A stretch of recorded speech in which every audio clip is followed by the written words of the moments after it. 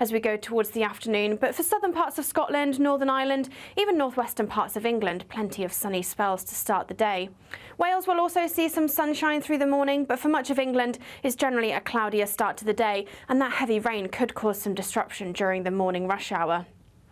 That rain continues to push its way eastwards as we go through the rest of Monday morning and in towards the afternoon, but closely followed by plenty of heavy showers pushing their way southwards. These perhaps turning quite persistent across parts of Scotland, and they could be quite heavy in places. The best of the sunshine across parts of Wales and southwest England, but temperatures still disappointing for the time of year, only 18 or 19 degrees in the south and around 10 to 12 degrees further north. Tuesday generally starts a little bit dry though. There will still be plenty of showers around, particularly across parts of Scotland and along eastern coasts as well, and generally a bit of a cloudier day, particularly as we head towards the afternoon. The showers perhaps not quite as heavy in eastern parts of England as they're going to be on Monday, but still some showers around on Wednesday as well. There is further outbreaks of rain likely on the way through Wednesday and Thursday, but temperatures are slowly on the rise. That warm feeling inside from Boxed Boilers, sponsors of weather on GB News. We're making this summer funner with 3 incredible prizes to be won. First, a fantastic £15,000 in tax-free cash that you can spend on anything you like. Next, there's the latest iPhone 15 with a brand new set of Apple AirPods. And finally, £500 to spend at the UK attraction of your choice. The summer fun could be on us. For another chance to win the iPhone, treats and £15,000 cash, text prize to 63232. Text costs £2 plus 1 standard network rate message. Or post your name and number to GB06 PO Box 8690 Derby DE1 9TT. UK only. Entrance must be 18 or over. Lines close at 5 p.m. on the 28th of June. Full terms and privacy notice at gbnews.com/win. Please check the closing time if listening or watching on demand. Good luck. This is GB News and we are Britain's election channel. This vote may seem to be about the politicians in the media, but actually it's about you. And we won't forget that. Join us up and down the country as we follow every moment together. More than ever, it's important to hear all sides as you make your decision ahead of polling day. We're here for you. This is GB News, the People's Channel. Britain's election channel. Are the newspapers getting you down? My wife didn't divorce me that month. Struggling to separate the wheat from the chaff? I know that it's a bit of a circus at the best of times. Well, don't worry. Headliners has got you covered. We'll take the burden of reading the day's news, and if we get depressed, who cares? It's an occupational hazard, frankly. That's Headliners on GB News from 11 p.m. till midnight, and the following morning, 5 till 6 a.m. on GB News, the comedy channel. Nah, just kidding. Britain's news channel. Join me, Nana Okoye, for an informative, interactive news programme with a difference. It's fun. It's true. You're not wrong. No one will be cancelled. Lovely. Join me from 3 p.m. every weekend, only on GB News, Britain's news channel. If you want your news to be straight talking... This is a nightmare for the Conservatives again. Down to earth. It's not just Nottingham where this is happening, is it? And most importantly, honest. Hard-working, middle-class taxpayers, they'll get the book thrown at them. Then catch me, Martin Daubney, Monday to Friday, 3 till 6 p.m. on GB News, Britain's news channel. Good afternoon, Britain. Good afternoon, Britain. Weekdays from midday, we bring you the most compelling stories from across the United Kingdom. And why it matters to you. From your doorstep to our inbox. That's right, we want to hear from you. Good afternoon, Britain. Only on GB News, the People's Channel, Britain's news channel.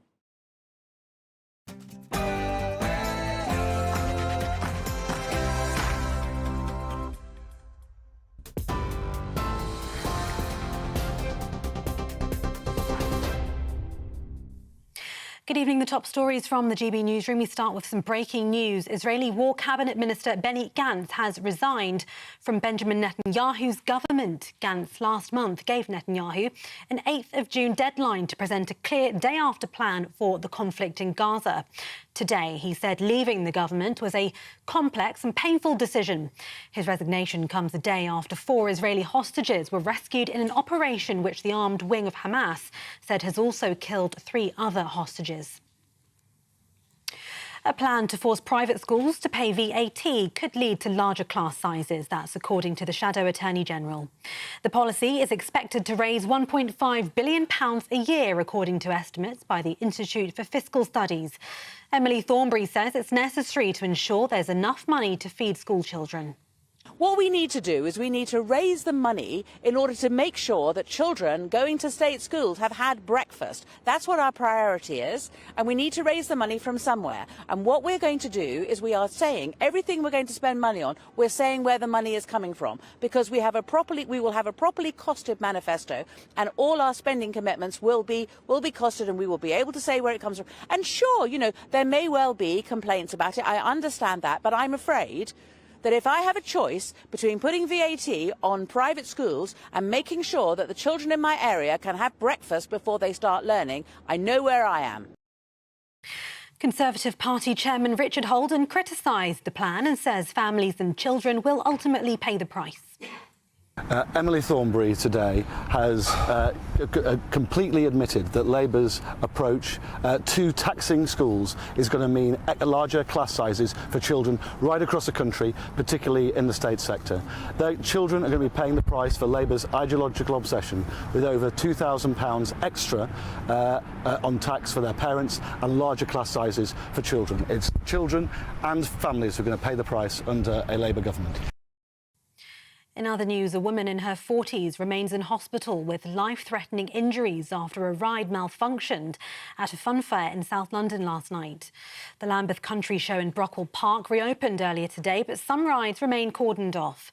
Lambeth Council says an investigation is currently underway, which is being led by the Met Police and health and safety executives. A man in his 40s is also receiving treatment for potentially life-changing injuries, while 2 others were also injured. Former Scotland and Liverpool defender Alan Hansen is seriously ill in hospital. The club is providing support to the family of the 68-year-old who retired in 1991 to start a successful career as a television pundit. In a statement, Liverpool FC said its thoughts are with their legendary former captain, and they've requested the family's privacy be respected. Michael Mosley's wife says she's devastated after his body was found on the Greek island where they'd been on holiday together. Dr. Claire Bailey Mosley described her husband as wonderful, funny, kind and brilliant. And she said the family takes comfort in the fact that he nearly made it to safety after an incredible climb. Dr. Mosley, who was 67, was with his wife and friends at a beach on the island of Simi on Wednesday before setting off alone for a walk. His body was found around mid-morning today beneath a fence that runs around a bar on Agia Marina Beach, which is surrounded by hilly, rocky terrain. In other news, Labour is pledging to alleviate some of the pressure on overcrowded prisons with a plan to add 14,000 new places. It would see some prisons classified as sites of national importance so ministers can take control of planning decisions. This comes after some inmates were released early due to severe overcrowding across the prison system. The government previously promised to deliver 20,000 new prison places by the mid-2020s, but just 6,000 have been created so far. Labour leader Sir Keir Starmer says the problem is getting worse. I am critical of the Tories' early release scheme because what's happened is that they're releasing early prisoners who should still be in prison. And that's a shocking state of affairs, and like the many problems that they have left for the country, if we do come into power, we're going to have to fix it. Now, that will involve building prisons, that will involve taking tough decisions, because the money's been allocated for prison building, but there are tough decisions about planning and getting those prisons up. But what we can't have is a continuation of this total mess. And for the latest stories, sign up to GB News Alerts by scanning that QR code on your screen, or you can go to gbnews.com/alerts. Now it's over to Free Speech Nation.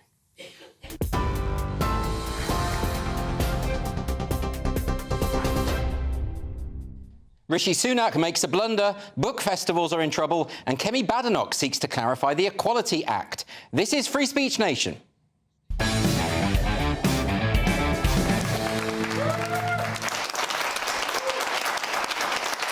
to Free Speech Nation with me, Andrew Doyle. This is a show where we take a look at culture, current affairs and politics. And, of course, we'll have the latest from those lovable culture warriors who've been telling us that the new Star Wars series on Disney will be the gayest yet. Well, we always knew that R2-D2 was LGBT. But coming up on the show tonight, we're going to be joined by author Helen Pluckrose to discuss her new book on diversity, equity and inclusion and how it might not be living up to its purpose.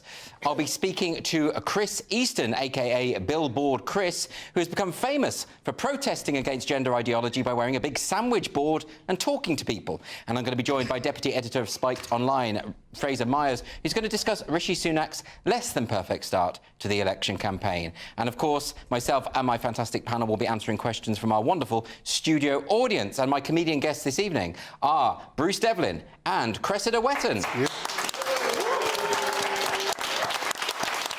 Welcome both. Good week for you, Bruce. Yes. What have you been up to? Oh, just busy fighting with Taylor Swift fans on the plane. Oh, really? You've been doing that, have you? Uh-huh. They could be quite aggressive from what I hear. Well, they were, and there was two girls that filmed themselves as the plane landed, and I told them that really they should think more of themselves. You see, Danny Minogue fans. No, she wouldn't have done that. No dignity. No dignity. Scum. Where do you stand on the Taylor versus Danny debacle? Well, you think he's joking? That is how he speaks to people. I know. I'm fully aware. I know how rude he is. Anyway, behave tonight, Bruce. Oh, turn up on time. Goodness me. All right, the audience at home, of course, won't know what on earth you're talking about there. No, I think they do now.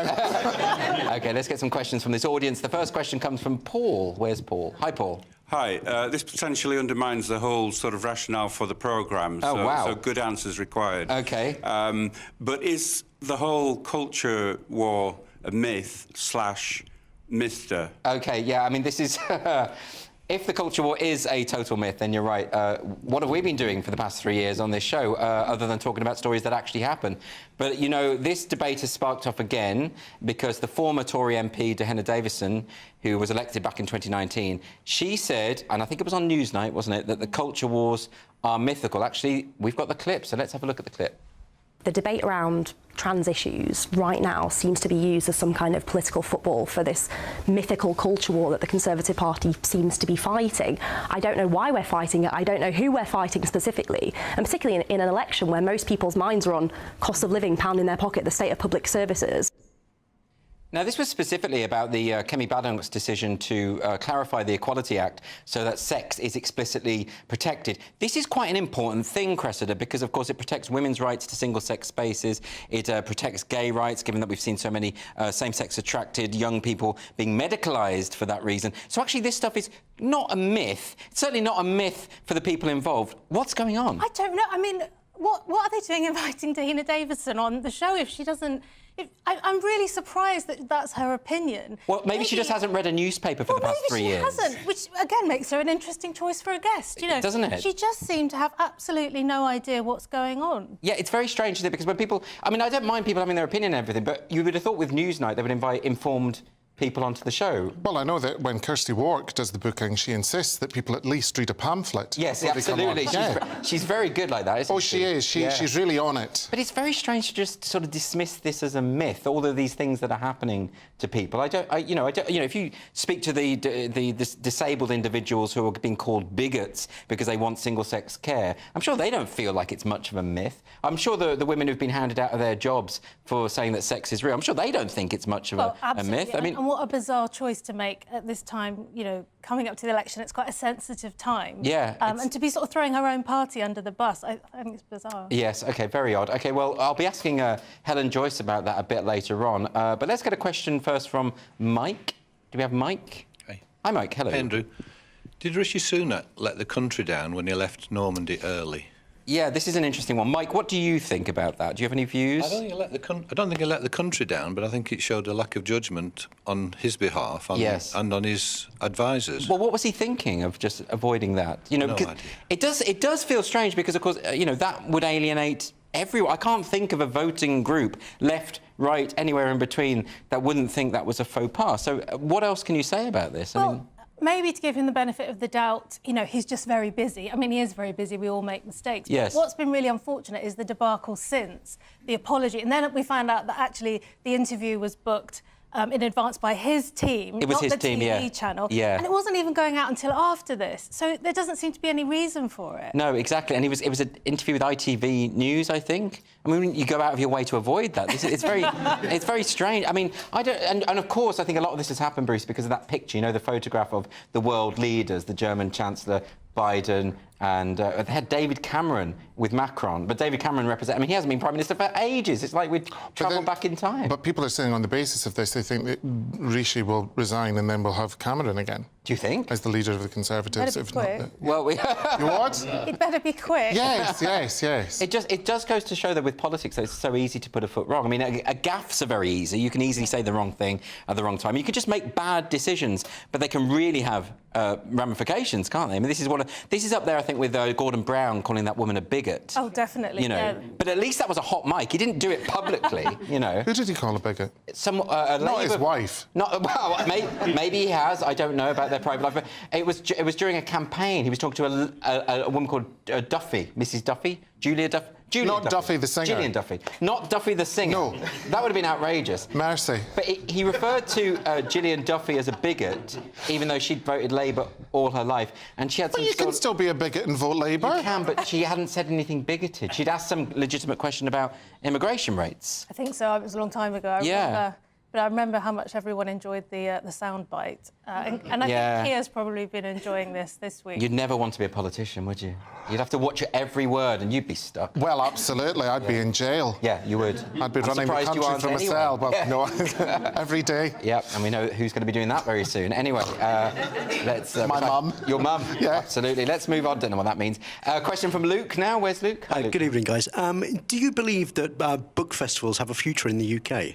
So this is the Bailey Gifford thing, presumably, and that, you know, they've pulled out of a number of... Well, they're just saying they're not doing it anymore, aren't they? So, Luke, what do you think about that? Because it was activists putting pressure on this big corporation, and as a result, we're just not going to have book festivals, are we? No, I think it's a shame, because it's really, really important to have books and to have actual physical media of books. So I just think that, I mean, it needs sponsoring from somewhere, and there are worse people that sponsor worse things. Yeah, I mean, it's very... I mean, it was also very tenuous, the sort of link between Bailey Gifford and these causes that, or the omni cause as they're calling it, whatever it's to do with Israel or climate change, or, you know, they just sort of lump it all together. Absolutely, and, absolutely. I mean, well done, Nish Kumar. I hope you're pleased about this. You know. Well, it wasn't just Nish Kumar. There were other... Charlotte Church, I think, got involved. Church, yeah. But various authors have been doing this, and you would have thought authors of all people recognise the need for corporate sponsorship for these events. I mean, I spoke to Tiffany Jenkins on the show about this last week, and she was making the point that we don't want everything to be funded by the state, because then there are other conditions that come into that, and art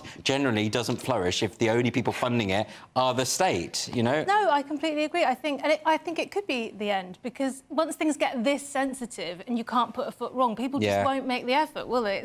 You don't want to get in trouble because you tried to run a book festival. And surely things like this book festival, they're meant to be about diversity of viewpoints, you know? And the idea that some authors are saying, well, unless everyone's sponsoring the event, unless everyone appearing at the event has my opinion, it shouldn't happen at all. It's a bit like that Green, I don't know if she's an MSP or a councillor, is it named Maggie Chapman? Yeah. She's a bit like Beaker from the Muppets with bifocals. She's nuts. And she was saying, oh, it's a moral victory, it's an environmental victory. For a book, I mean, for God's sake, you know, the temperature didn't rise because someone fingered a Mills and Boon.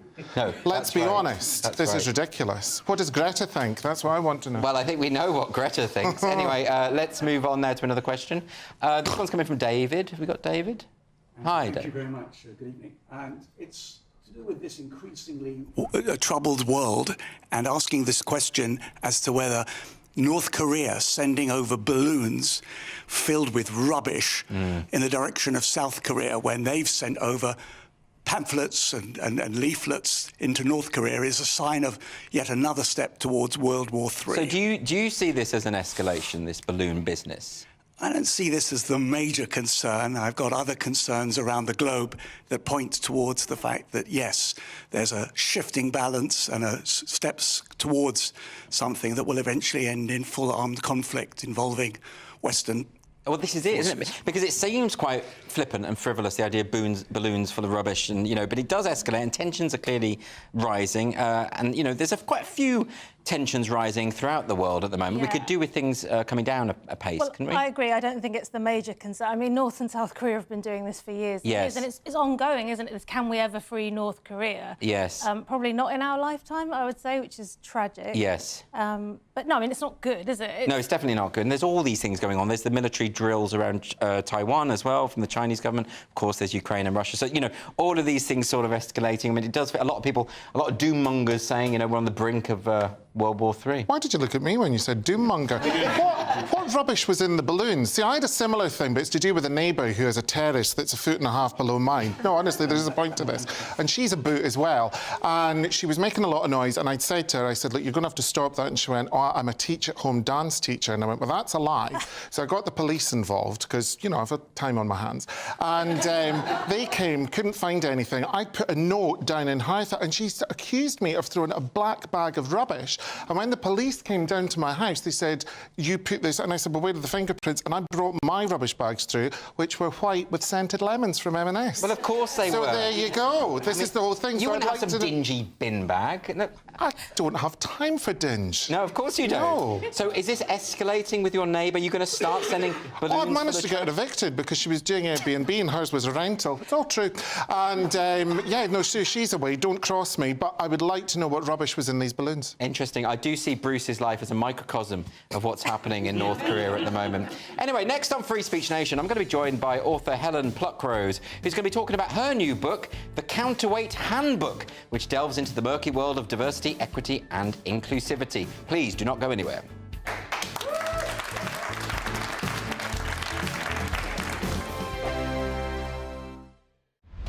Britain's Newsroom.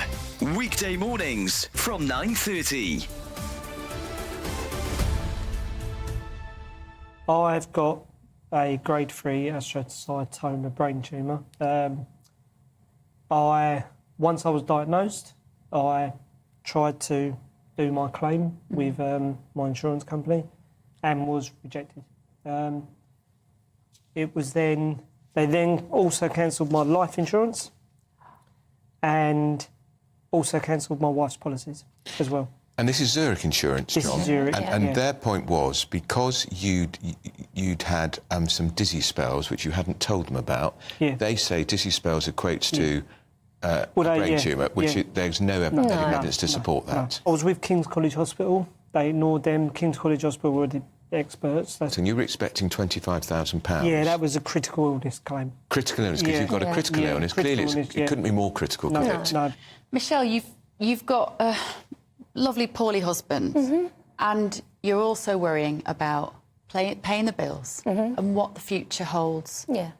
What impact is this having on you on a day-to-day basis? I try not to think too much about the future because it does upset me. I'm kind of thinking, when John does go, I'm left with a mortgage to pay and 2 young children. How old are your kids? 5 and 3. Right.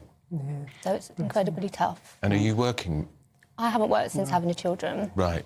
And that's a decision we made when we had children. In the grand scheme of things, this amount of money is a drop in the ocean nothing. for a company like Zurich. Yeah, because I think they could make all this go away. I've read some of the statement. Zurich said, we're sorry to hear of the very difficult circumstances Mr. Rendler's family are experiencing.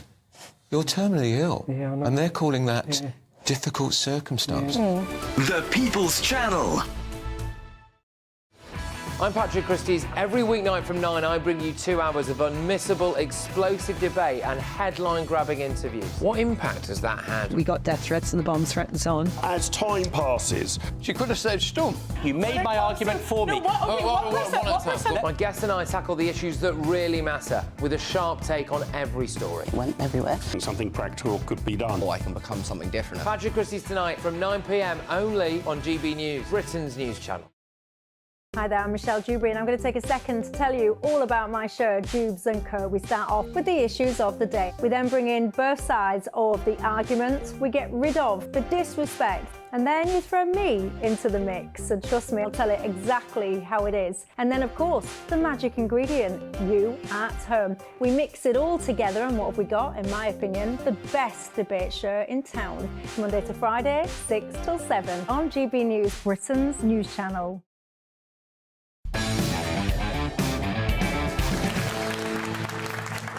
Welcome back to Free Speech Nation with me, Andrew Doyle. So diversity, equity and inclusion programmes have the admirable goal of creating a welcoming environment for everyone. However, often they're intertwined with critical social justice ideology, which has no room for dissent and questioning things such as gender identity ideology, and can see you punished and cancelled for not towing the line. Helen Pluckrose has written about this subject in her new book, The Counterweight Handbook. And I'm pleased to say that Helen joins me now. Welcome to the show.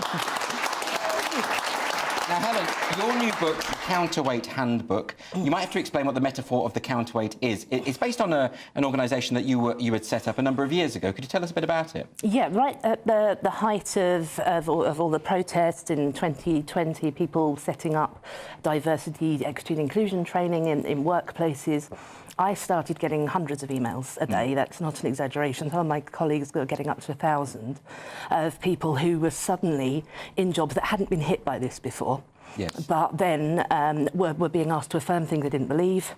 So I set up a Discord server, poured everybody into there. Then my colleague, Carrie Clark, was sorting out resources for people, putting them into groups. We had It's like an online forum, right? Yeah, had a triage clinic. So we helped about 100 people a month, 2 to 4 a day, active cases. We should probably clarify the kind of things people were experiencing. It was things as though they were being forced to state that all white people were racist, or to undertake unconscious bias training, or these kind of things. Yeah. So I can give you some examples. We had a firefighter who was in trouble for saying that he wasn't going to stop and check what race or gender identity somebody had before rescuing them from a burning building.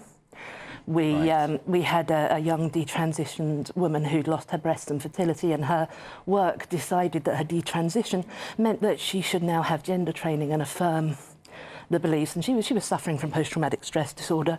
We had a Muslim scientist come from a North African country and put on his DEI statement that he'd helped gay men, women and Jews in his own country, and he was delighted to be in a liberal country which shared his values, and that he hadn't been a victim of racism or Islamophobia, and that was a problem. It was a problem that he said he hadn't been a victim of racism. Yeah. He was kind of... That's to be seen as discrediting the experiences of other people. And he'd used that very dangerous word, regardless, as well. You mustn't ever say on a DEI statement, I will treat everybody fairly, regardless of their race, gender or sexuality. Because, of course, the premise of the ideology is that racism is omnipresent. It is buried into the system. And therefore, if you say you haven't experienced it, as a Muslim from abroad, all of a sudden you're complicit in that system. Is that right? Yeah, you're not seeing it. You're denying it. You're invalidating other people's experiences. Yes. You must also say that the UK, for example, is not better for gay people than Iran. Or I mean, I would say it was. But so this is a lot of people weren't realising that this stuff was going on because, of course, so many of the high-profile cancellations were celebrities and that kind of thing. But actually, the major problem was the people who weren't celebrities, who didn't have the resources to stand up for themselves. That's where you came in, wasn't it? Yes, I mean, most of the cases, I mean, those are some of the ones that we really could have brought to public attention. But most of them really were people saying, I don't believe this. I don't want to pretend that I'm racist. I don't want to pretend that I believe in gender identity. But if I don't, I'm going to get fired. So that was why we had these groups. We had template letters. We were helping people to push back at things. There are ways that you definitely shouldn't try to push back at things, ways that are more useful to do so. Well, let's talk about that, because, of course, the instinct is to have a knee-jerk reaction and say, this is outrageous, how dare you, and get into a big row. You were saying that there was a more diplomatic approach to this. Well, more strategic, I would say, because, yes, if you take that example that you gave, that all white people are racist, the instinct of a white person who isn't racist is to say, no, I'm not, and here's the evidence, here's some examples. But those are all theorised to exist, saying things like, I have opposed racism, my husband is black, I don't to think of people in terms of they're all theorised as symptoms of white fragility, which is the thing that gets in the way of recognising one's racism. So what we've recommended people do is step back, do not make any of these claims, do not meet people where they are. Instead say, I understand this belief, this framework, I don't hold it. I am a liberal and I believe that people can evaluate ideas for themselves. I am a Christian, I believe that we have God-given free will. I am a conservative, I believe in personal responsibility to address these things. I'm a socialist, I believe that that class divisions are the bit, whatever it is. But coming at it from this point, just saying, I do not share your belief, I hold these beliefs and I will oppose racism, sexism from those. So this it gets to the nub of the problem, is that one particular belief system, one ideology has been imposed on everyone else as the norm in the workplace. And it would be like, I suppose, everyone having to declare their faith in a particular god at the start of every day's work. But it's now just DEI. Yes, exactly. And quite a lot of people are saying, but surely it's just being kind to everybody, it's just being fair. And no, there are so many ways that you can do that. And this is why it is often very useful to push an employer back to a point where they have to say, no, you cannot oppose racism from a liberal humanist perspective, you have to oppose it from this one.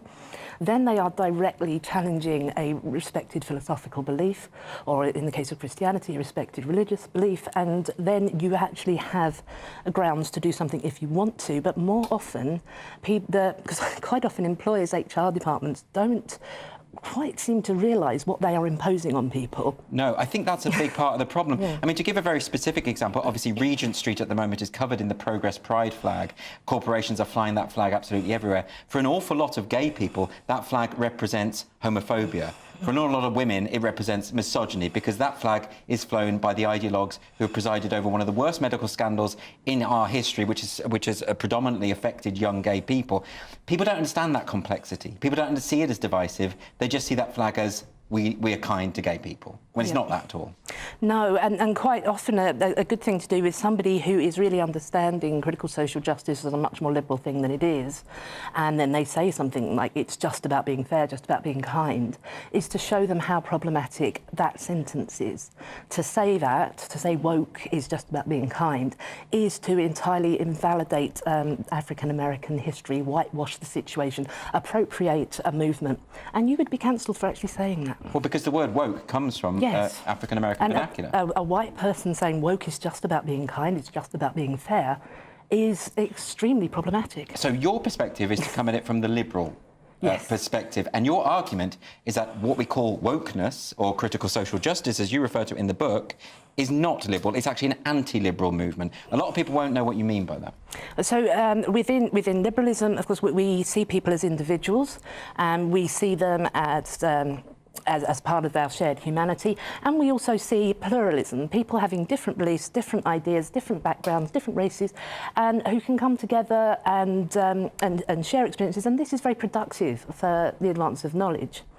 But this, the way that critical social justice does it is it wants to take that thing in the middle, the plural part, the different groups, remove the diversity of ideas, have the diversity of identity, then claim that because you are this race, you believe this, because you are this sexuality, you believe this is women's experiences, and then regard those as the authentic voice of colour or the authentic voice of women, and everybody else who doesn't believe that has either internalised the oppressive patriarchal or white supremacist narratives, or they're trying to curry favour with the dominant group.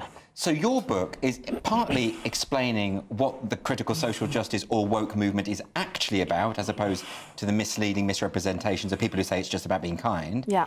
And then showing how, if you are faced with the imposition of this ideology at the workplace, what can you practically do about it? Because I think a lot of people go along with it because they're scared of being fired. Yeah, we look at that, and there are so many different levels as well, because people think I either have to keep my head down or I have to throw myself on the grenade. And no, you don't. Caring about being able to support and house your family is valid.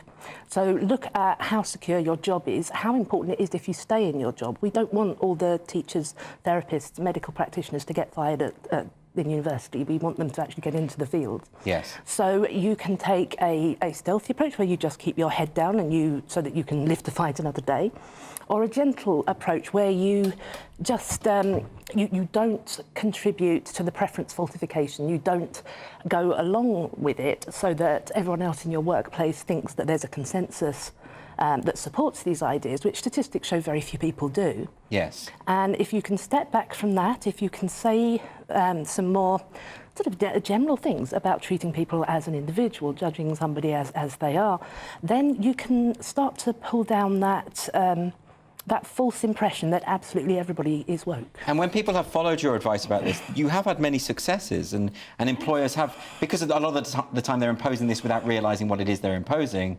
They are open to discussion, aren't they? Some of them are open to discussion. They realise what it is that they're actually advocating. Others become nervous when they're sort of pushed back to saying, no, you have to believe this specific thing. You can't just oppose racism from your own values. Yes. And of course, in some countries, depending on how it works, there are legal precedents, so they will know then that there could be a problem for this. So we advise to come from a place of knowledge. I know these ideas. I don't share them. Come from a place of principle. These are the values against racism, sexism, everything that I do hold, and then approach it strategically. Once you've sounded out. I think this is very, very important, because I've interviewed an awful lot of people who've been cancelled, fired, demonised by their employers. But if people get your book and follow your advice, they can preempt that. They can get in before any of that happens, can't they? This is what we find, yeah. If there's, we have our traffic light system, so when it starts emerging, you start by asking questions. Here are some resources. You're going to do this unconscious bias training. Here are some leading experts in the field who are saying why this doesn't work. Here are some approaches that do work, and really sort of in a cooperative way. You may need to get firmer and say that this is an unacceptable denial of my freedom of belief and speech. But yes, that negotiation, because there's a lot of organisations working from the top down, trying to reform things by law or institutional policy, and that's all very good. But what I felt we needed was a sort of bottom-up grassroots movement, people all over in various different fields, understanding what the theories were about and being able to question and challenge them from a principled standpoint. So the book is The Counterweight Handbook. It outlines all of these things that we've been talking about. It's out now, isn't it? It is, yes. It came out last week, and the audiobook's out in a couple of days. Fantastic. Are you narrating the audiobook? I am. Brilliant. There we go. Well, Helen Pluckrose, congratulations on the book. It's absolutely fantastic, and I hope people buy it, and it's very, very helpful indeed. Helen Pluckrose, everyone. And next on Free Speech Nation, I'm going to be joined by the Director of Sex Matters, Helen Joyce, to discuss Kemi Badenoch's shake-up of the Equality Act. Please don't go anywhere.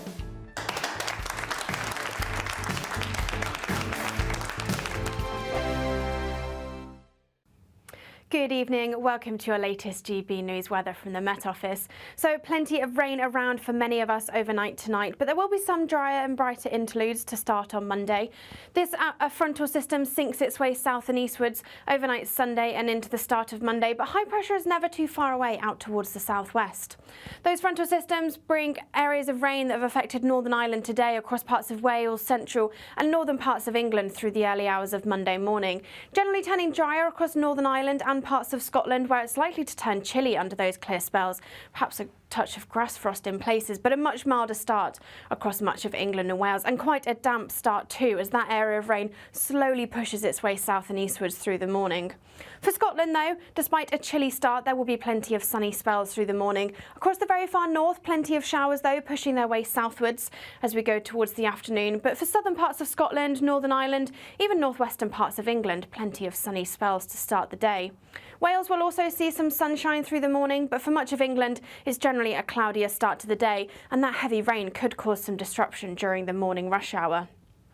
That rain continues to push its way eastwards as we go through the rest of Monday morning and in towards the afternoon, but closely followed by plenty of heavy showers pushing their way southwards. These perhaps turning quite persistent across parts of Scotland, and they could be quite heavy in places. The best of the sunshine across parts of Wales and southwest England, but temperatures still disappointing for the time of year, only 18 or 19 degrees in the south and around 10 to 12 degrees further north.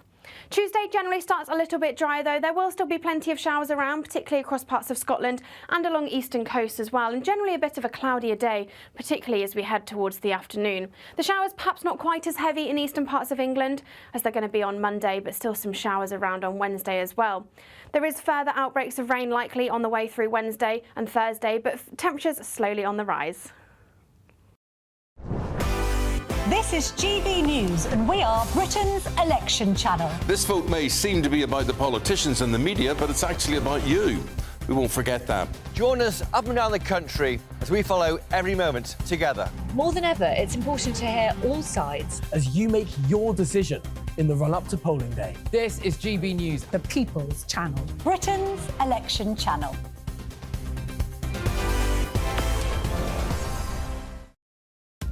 Are the newspapers getting you down? My wife didn't divorce me that month. Struggling to separate the wheat from the chaff? I know that it's a bit of a circus at the best of times. Well, don't worry, Headliners has got you covered. We'll take the burden of reading the day's news, and if we get depressed, who cares? It's an occupational hazard, frankly. That's Headliners on GB News from 11 p.m. till midnight, and the following morning, 5 till 6 a.m. on GB News, the comedy channel. Nah, just kidding. Britain's news channel.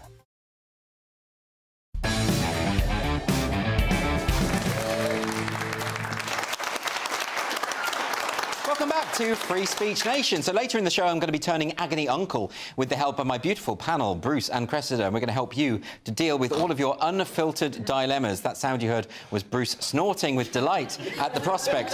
Please do message us with all of your problems at gbnews.com, your say, and we'll help you deal with your issues. Now, transgender athletes may have to compete with their biological sex under Tories' proposed shake-up of the Equality Act, according to Kemi Badenoch. Now, to discuss this, I'm pleased to say we're joined by author and director of Sex Matters, Helen Joyce. Helen, thank you for coming on the show. Now, Kemi Badenoch is seeking to clarify the details of the Equality Act. Can you explain to people what precisely it is that Kemi Badenoch is proposing here? Sure. So the Equality Act is a wrap-up of over 100 different laws and pieces of precedent-setting court cases, and it includes all the anti-discrimination laws, basically in one big portmanteau. And there are 9 protected characteristics, of which one is sex. And that rolls in the Sex Discrimination Act, which is nearly 50 years old this year. And of course, at the time, what people meant by sex was sex, male and female. But in between that and the 2010 Equality Act, the Gender Recognition Act was passed, and that gave some people the right to go through a medicalised, supervised process and get a birth cert at the end of it that said the falsified sex for some legal purposes. And it just isn't clear whether the Equality Act is one of those legal purposes or not. In other words, whether when you're doing anti-discrimination law and equality law, you have to count a man with a piece of paper from the government saying he's a woman as a woman and vice versa, or do you count them as their actual sex? And this is definitely a muddle, and it's come to court several times in various ways in the intervening years, and it's actually heading to the Supreme Court later this year in a big case taken by a grassroots group in Scotland called For Women Scotland. So there's no question that it is a muddle. And what she said she would do is she would clarify it, and she would, if the Tories are re-elected, they would pass a very short law that would say, we really mean sex. So I think obviously fancied up in legal words. I think most people will understand that the GRC creates a kind of legal fiction, but what it doesn't do is literally turn a man into a woman or vice versa. And I think most people will have assumed that the word sex in the Equality Act clearly means biological sex. But why is it that so many people are confused about that? I mean, lawyers are confused because lawyers seem to think that words make reality, and the Gender Recognition Act has this line in it that says for all purposes. And now, obviously, they mean for all legal purposes, and that's been clarified since. But lawyers seem to think that really there was some way in which a piece of paper could change sex. I don't mean all lawyers. I mean, they're not very sensible ones. But on top of that, there's just been a really concerted lobbying effort to suggest that when people get a piece of paper saying that their sex has changed, their sex actually has changed. And beyond that, to say that when people just claim their sex has changed, it actually has. So if you listen to the trans lobby, they'll tell you that it's just mere gender self-identification that changes people's sex, that as soon as a man just says in some magical act of transubstantiation, I am a woman now, he must count as a woman, and that those of us who think otherwise are bigoted. So perhaps you can explain why this matters so much. Why is it the case that we need this clarification? Well, unclear law is bad law, and this is the law that not only governs all anti-discrimination and equality law, but it also is the law that has some exceptions written into it for when you are allowed to discriminate. Because, for example, schools can discriminate on the basis of age. They couldn't operate otherwise. And there's very ordinary sex discrimination that happens all the time around us whenever you have a single-sex service. So every time you put up the male and female signs outside toilets, you're committing sex discrimination, but it's lawful sex discrimination because it's needed. It's just a part of operating an ordinary life. And if you aren't able to say accurately what sex means, then it's not clear when you can do that sort of lawful and ordinary sex discrimination either. And you need to do it if you want to have a single-sex service, not just toilets and changing rooms, but also rape crisis centres, domestic violence shelters. Sport is actually dealt with through a different mechanism within the Equality Act, but also single-sex sports. And all of these things matter very much for women. And in the last few years, anyone trying to run these things, which have been, very ordinary things for everybody to have for a long time, have become afraid they're going to get sued. They're going to get sued by some man who wants to go into the ladies. And they don't know what to do. They don't understand the law. It's complex. They've been misinformed by the lobbyists. And basically, you just need to go back to clearly saying, when we say sex, we mean sex. It is lawful to run single-sex services. And by the way, this doesn't mean discriminating against trans people. There's a separate protected characteristic called gender reassignment. It means you're not allowed to harass them or discriminate against them at work or in the provision of services. It just isn't magic. It doesn't turn men into women. Now, you're talking about single-sex spaces such as changing rooms and rape crisis centres even.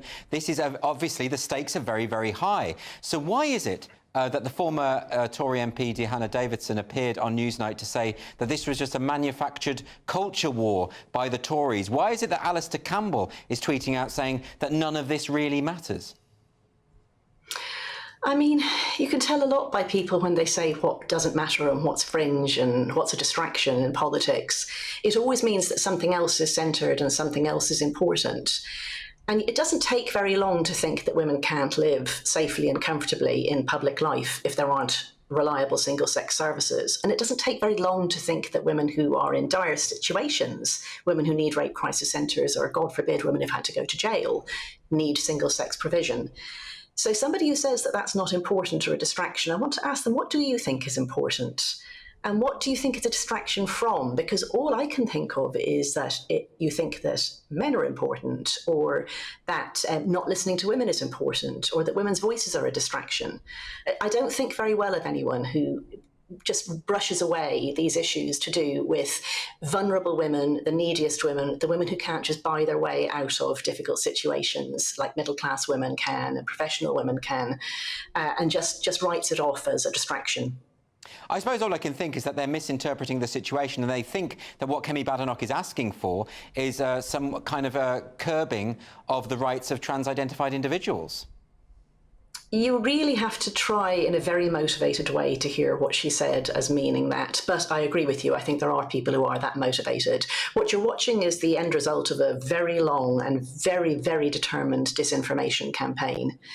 People who say that as soon as you say something like, look, male and female are really fixed categories and they are meaningful, they think you mean women must stay in the home, or women must be feminine, or all men are rapists. These are the things I hear all the time. I mean, I sometimes feel that when I'm moving and I'm speaking, my lips are moving and the words are coming out, but people are hearing something completely different. It's gone through some weird garbling machine, and out the other end is spewing nonsense. But yeah, I think it has to be that there's just been an awful lot of lies told by lobbyists for quite a long time. But thankfully, all of the arguments that you've made are very, very clearly outlined, firstly in your brilliant book, Trans, When Ideology Meets Reality, but also on the Sex Matters website. All of the details are there, aren't there? Yeah, I mean, politicians are busy people, and they do, unfortunately, still think that the organisations that used to do such good work for gay rights, like Stonewall, are still reliable. So, they're always trying to find out in 3 minutes or less what to say about some issue. And, Stonewall tells you that this is a dog whistle, that it's coded attack on trans people, that it's the, gay rights 2.0 is what it is to have gender self-ID, and that those of us who oppose it are like, the Section 28 weight loss or something, and then you're on to the next topic. So, yeah, politicians can really easily fall for the fact that these organisations were once very reliable and now they aren't. And can I finally ask you, Helen, in the wake of the Cass review, a lot of people have had their eyes opened as to the extent of the problem here and why the recognition of biological sex is so important for basic human rights. But it hasn't necessarily caught on in countries like Canada. It's struggling over there in America. Do you think that there will be a sea change that has originated here in the UK? Yeah, we're definitely ahead of the rest of the world on this. But of course, in some places, we're still going backwards. I mean, we're seeing moves in Wales and Scotland, for example, really in the opposite direction.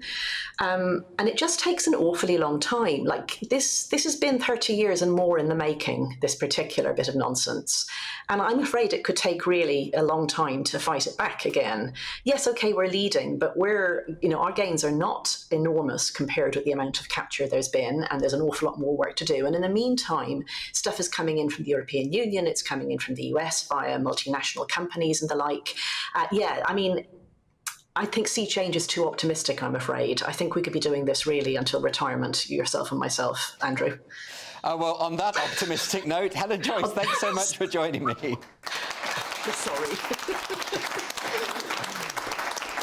And next up on Free Speech Nation, Chris Easton, the man who quietly protests gender identity ideology while wearing a sandwich board. He's going to be joining me here in the studio. Please don't go anywhere.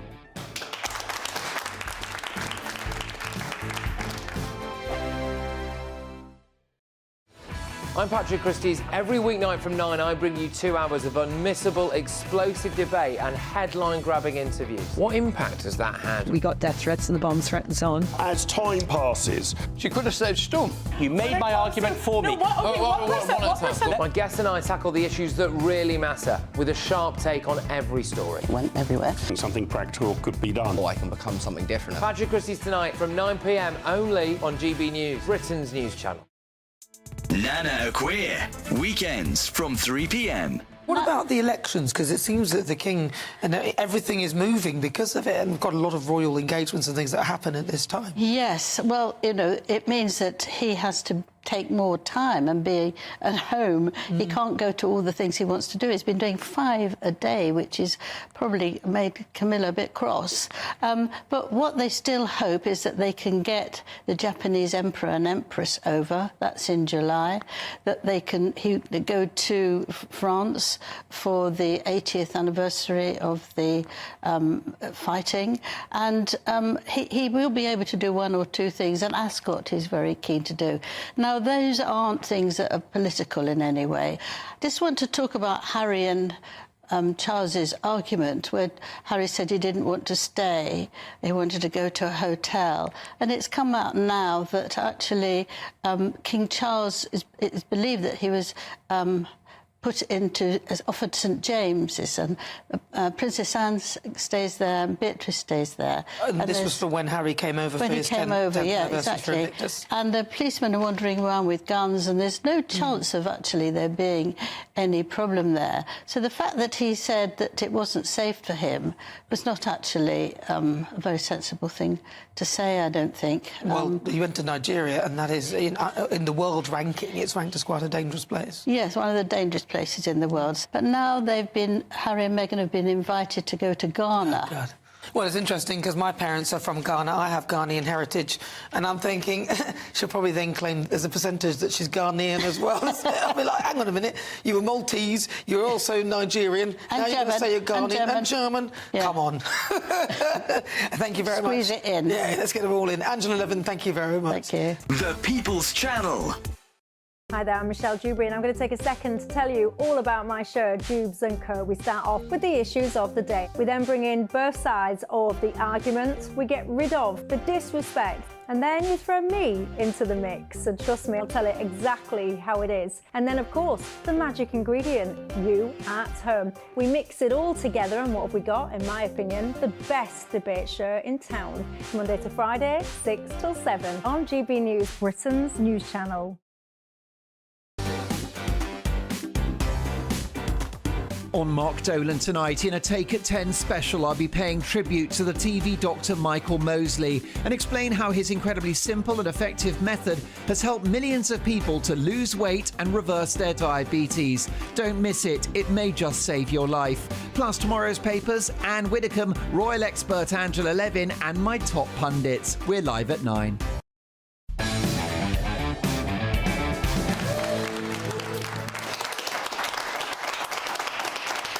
Welcome back to Free Speech Nation. Chris Easton, aka Billboard Chris, has been protesting against gender ideology for a few years now. He often goes to protests and college campuses wearing a sandwich board with gender-critical statements on it. He's always peaceful, he's always polite, but he has had a rough time and some near misses at certain protests. Well, anyway, I'm pleased to say that Billboard Chris joins us in the studio. Welcome to the show. Thank you so much. Thanks for coming in. Now, some people might not have seen you before. You've been on this show before. You have had a few scraps, haven't you? When you've stood there peacefully protesting, trying to have conversations. I've seen you. You've never initiated any kind of violence or anything like that, but you have been on the receiving end of it. Is that right? Yeah, that's right. And everything is recorded, so it's all on video. But I don't even consider myself a protester. I wear these signs to solicit conversations with people and to raise awareness. But I've had my arm broken. I've been attacked probably 3 dozen times. Perhaps, what have you said on the sandwich board that has caused people to want to break your arm? 2 main messages. Children cannot consent to puberty blockers, and my definition of a dad, which is a human male who protects his kids from gender ideology. So that sounds fairly practical to me and not really all that controversial. And I think also, even if I did find it controversial, I wouldn't want to break your arm over it. I maybe want to have an argument or a discussion, right? Yeah, well, that was by Antifa at 7 o'clock at night in Montreal. I got attacked by about 7 people on the street, so...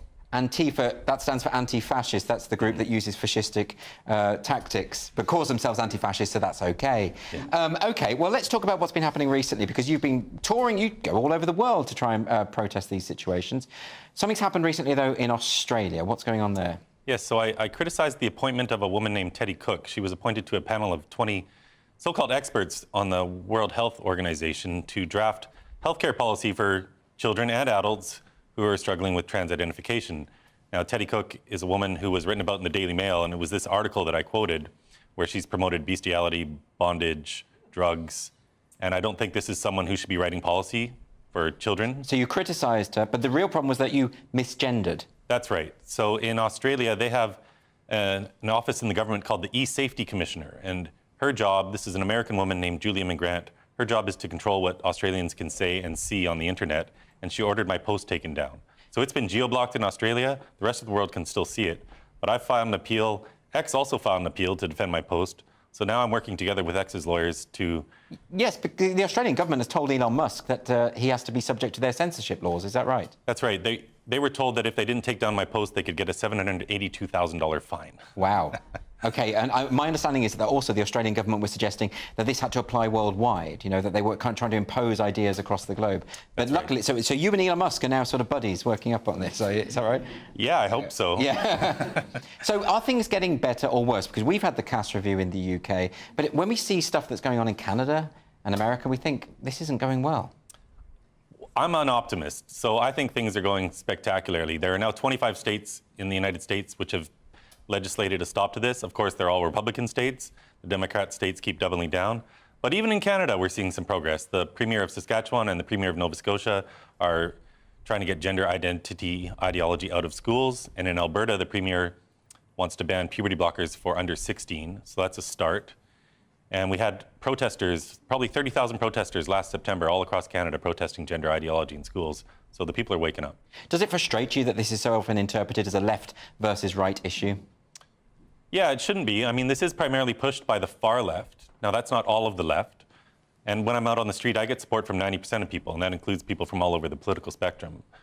But at the political level, it's different, because politically, if you look at the Green Party, for example, they're all pushing this. The Democrats are all pushing this, but they're not representing their constituents. So we just need to keep creating awareness at the street level with people, and we need to bury these politicians under an avalanche of truth so they can't ignore it anymore. Well, I think that's a really important thing, and of course the Cass review has shown them why this is such a problem, why so many of the kids are same-sex orientated or suffering from autism or other comorbidities. So will they finally wake up? Have they just not read the evidence on this?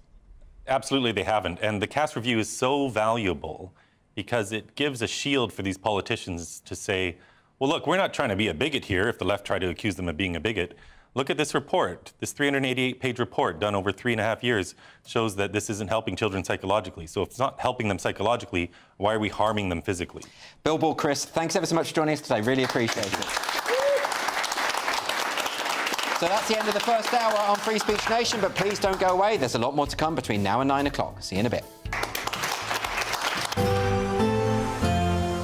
A brighter outlook with Box Solar, sponsors of weather on GB News.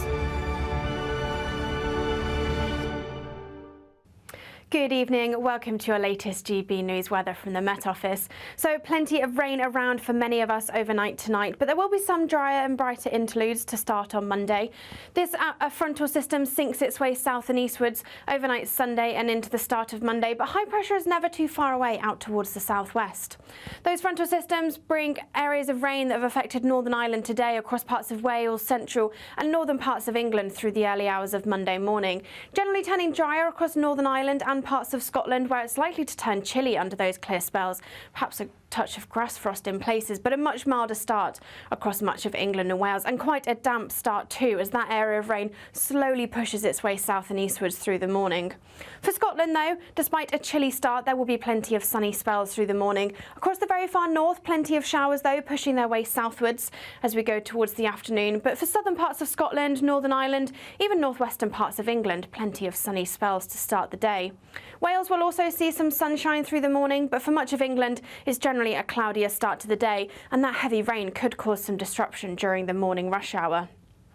That rain continues to push its way eastwards as we go through the rest of Monday morning and in towards the afternoon, but closely followed by plenty of heavy showers pushing their way southwards. These perhaps turning quite persistent across parts of Scotland, and they could be quite heavy in places. The best of the sunshine across parts of Wales and southwest England, but temperatures still disappointing for the time of year, only 18 or 19 degrees in the south and around 10 to 12 degrees further north.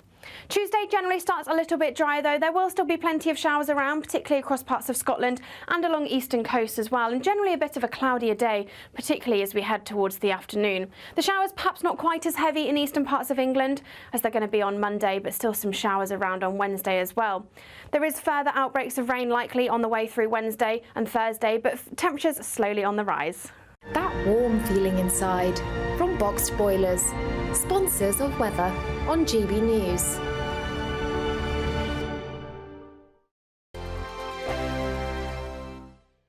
It's our summer spectacular. 3 top prizes that have to be won. There's cash. £15,000 in tax-free cash to spend on anything you like this summer. Plus a brand new iPhone 15 with a set of Apple AirPods. And if that wasn't enough, we'll also treat you to some fun in the sun with £500 to spend at your favourite UK attraction this summer. For another chance to win the iPhone, treats and £15,000 cash, text prize to 63232.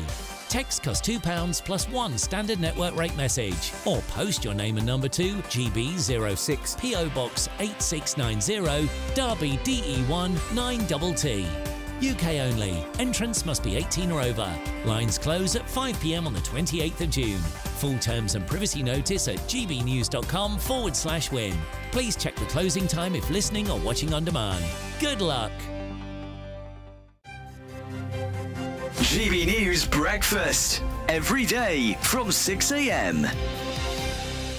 The Princess of Wales has said she's excited by a new report on prioritising early childhood, a cause, as we know, that she's closely associated with. Yes, the task force findings claim that the UK could reap £45.5 billion in economic benefits if firms prioritise early childhood. Well, let's talk about this now with our royal correspondent, Cameron Walker. Good morning, Cameron. Good morning. I suppose it's characteristically Catherine, isn't it, to say she doesn't want to distract from this report by sort of people talking about her health. But we should start probably by saying she said she's not feeling well enough to come and talk about this in public, but sort of saying she's watching it, keeping a close eye from behind closed doors. Yeah, absolutely. This should not be seen as a return to work by the Princess of Wales, but I have been told she's A, read the report and B, been briefed on it. But this all stems really from her work when she started being a working member of the royal family, where she was working closely with people suffering from addiction, mental health problems. And what she found is all of these issues tend to stem from a poor start in life, so the first 5 years of a child's life.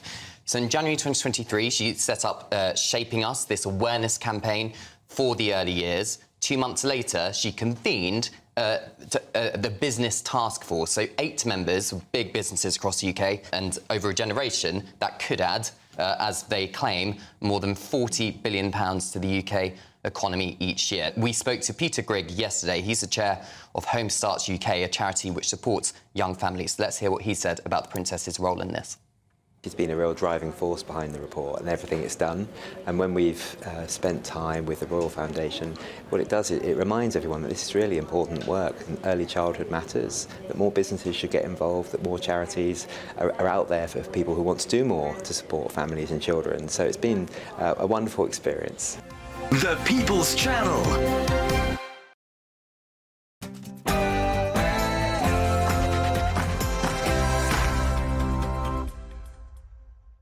There's plenty more still to come on Free Speech Nation this week, but let's get a news update first from Tatiana Sanchez.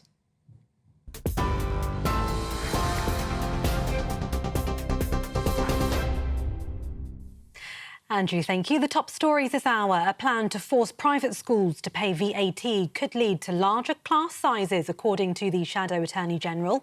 The policy is expected to raise £1.5 billion a year. That's according to estimates by the Institute for Fiscal Studies. Emily Thornberry says it's necessary to ensure there's enough money to feed school children. What we need to do is we need to raise the money in order to make sure that children going to state schools have had breakfast. That's what our priority is, and we need to raise the money from somewhere. And what we're going to do is we are saying everything we're going to spend money on, we're saying where the money is coming from, because we will have a properly costed manifesto, and all our spending commitments will be costed, and we will be able to say where it comes from. And sure, you know, there may well be complaints about it. I understand that, but I'm afraid that if I have a choice between putting VAT on private schools and making sure that the children in my area can have breakfast before they start learning, I know where I am. Conservative Party Chairman Richard Holden criticised that plan and says families and children will pay the price. Emily Thornberry today has completely admitted that Labour's approach to taxing schools is going to mean larger class sizes for children right across the country, particularly in the state sector. Their children are going to be paying the price for Labour's ideological obsession, with over £2,000 extra on tax for their parents and larger class sizes for children. It's children and families who are going to pay the price under a Labour government.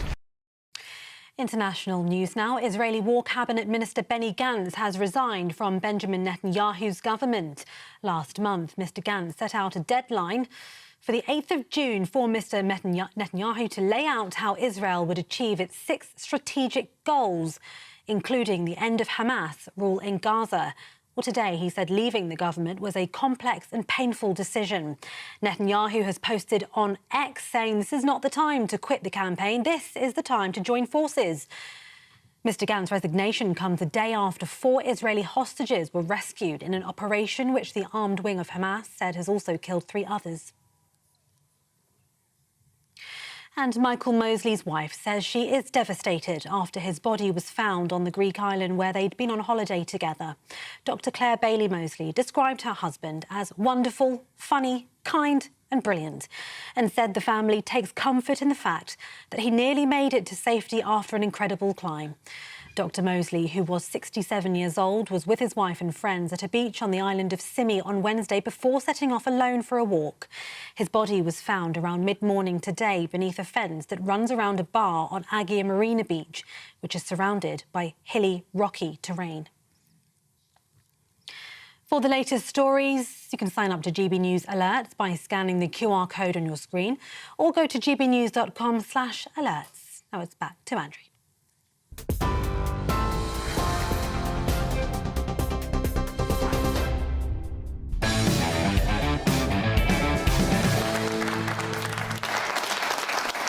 Welcome back to Free Speech Nation with me, Andrew Doyle. We've got a wonderful studio audience here, so let's get some more questions. We've got a question here from Glyn. Where is Glyn? Ah, hello. Over here. Hello. Should we be tougher on activists who attack works of art? Yes. Now, Bruce, straight in there.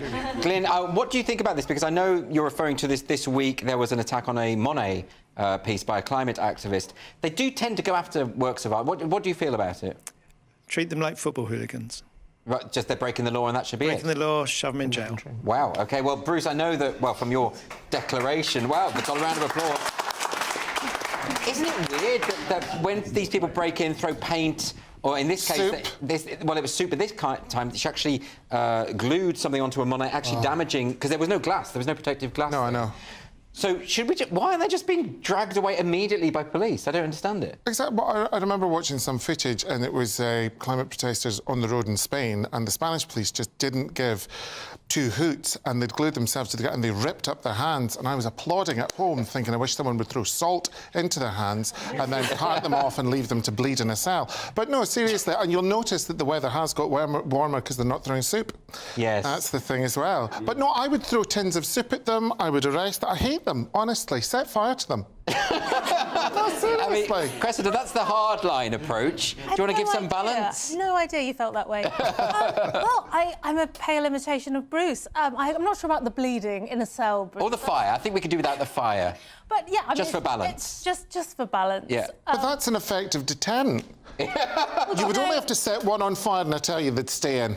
No, so the thing about this is, what I don't understand is that they're clearly breaking the law, but more than that, these are some of the most important works of art ever created by humankind. They're the height of human achievement. There's something quite anti-humanity about this movement. They seem to think these things don't matter. They matter a hell of a lot more than they do. Well, and I think that's like a sort of Freudian slip, isn't it? It's telling you about their movement I think is kind of anti-humanity. Yeah. And of course, it's so arrogant, isn't it, to think that you're so important and your cause is so important and you get to decide for everybody else that we don't have money anymore. I mean, it drives me mad. Well, this is the other thing. Why do they think they're doing any good? Because every time this happens, from what I can see, yes, there's a lot of discussion. They say, well, we're drawing attention to it. But everyone hates them more and more, and they certainly don't persuade anyone. No, but that's the thing, like, all joking aside, and I stand by my points. However, my point would be that they are discrediting their movement by virtue of their behaviour. And over and above that, have they got a deal with a glue company? Because they've always got glue on them. They've always got glue. Yeah, always got glue. Yeah, very good point. Well, we should look into that. That's interesting. OK, we're going to move on now to a question from Rosemary. Do we have Rosemary? Yes, hi. Hello. I was wondering why support for gay marriage has fallen in the United States. Yeah, this was very interesting. This was a new poll from Ipsos. It found that support for same-sex marriage among Americans has fallen to just 51%. That's a significant drop. I've got some thoughts on this. I wonder whether this is partly to do with the fact that we're seeing, well, a lot of bizarre, excessive behaviour from a community that is branded as LGBTQIA+, including drag queens twerking in front of 3-year-olds, really sexualised books going into school. But none of this has got anything to do with gay people. This is to do with this fringe kind of extreme activist group. But I think, thanks to that myth that there is such a thing as an LGBTQIA+ community, they're banding everyone together. Yeah, exactly. I think that's exactly what it is. And so lesbian, gay and bisexual people are potentially being denied the right to marriage because it's sort of a protest vote from people who've just had enough of activism, I think. Yeah, I mean, it's a weird one, isn't it? I mean, what do you think the reason is? Why are people... I genuinely have no idea. I think there's maybe some of that. Rosemary, are you from America? I am. You are? I noticed your Chanel bag earlier. That's what I liked you. Why do you think? Yeah, Rosemary, what do you think? Have you got the mic? I'd be interested to see what you think from an American perspective. Well, there's so much controversy between the political, back and forth from the right to the left, and I think that they're just, beating it up and like you said, what was originally it was mandated for people to be married, that's gotten too far off and too crazy. Is it the case as well that maybe the American right is becoming more reactionary? Yes, yeah. I mean, that's something that I would fear. Like you just mentioned, the far left and the far right, or neither one of them are making any sense. Yeah, exactly. Well, maybe it is that. I mean, that's the thing, is that with all this culture war stuff, it does feel as though there are more extremes now on both sides, and that's not good, is it? No, absolutely not. It feels like things were getting better and better. There was increased tolerance, and it's kind of peaked, and now it's going down again. Yeah, OK. Stop twerking in front of kids would be my advice. OK. Let's move on now to a question from Navina. Hi. I'm just wondering what you think about in America, should Donald Trump ever got put behind bars? Do you think what's going to happen in America? Oh, that's very interesting because, I mean, he said, or there are intimations this week that he's really going to slam the judge if he becomes president, which is possible. You know, I hadn't realised, but you can be president even if you're in prison, right? So what do you think about this, Navina? Do you think, what do you think will happen? I think there'll be huge bloodshed in America. They've got a lot of crazy people there. I think he would thoroughly deserve it.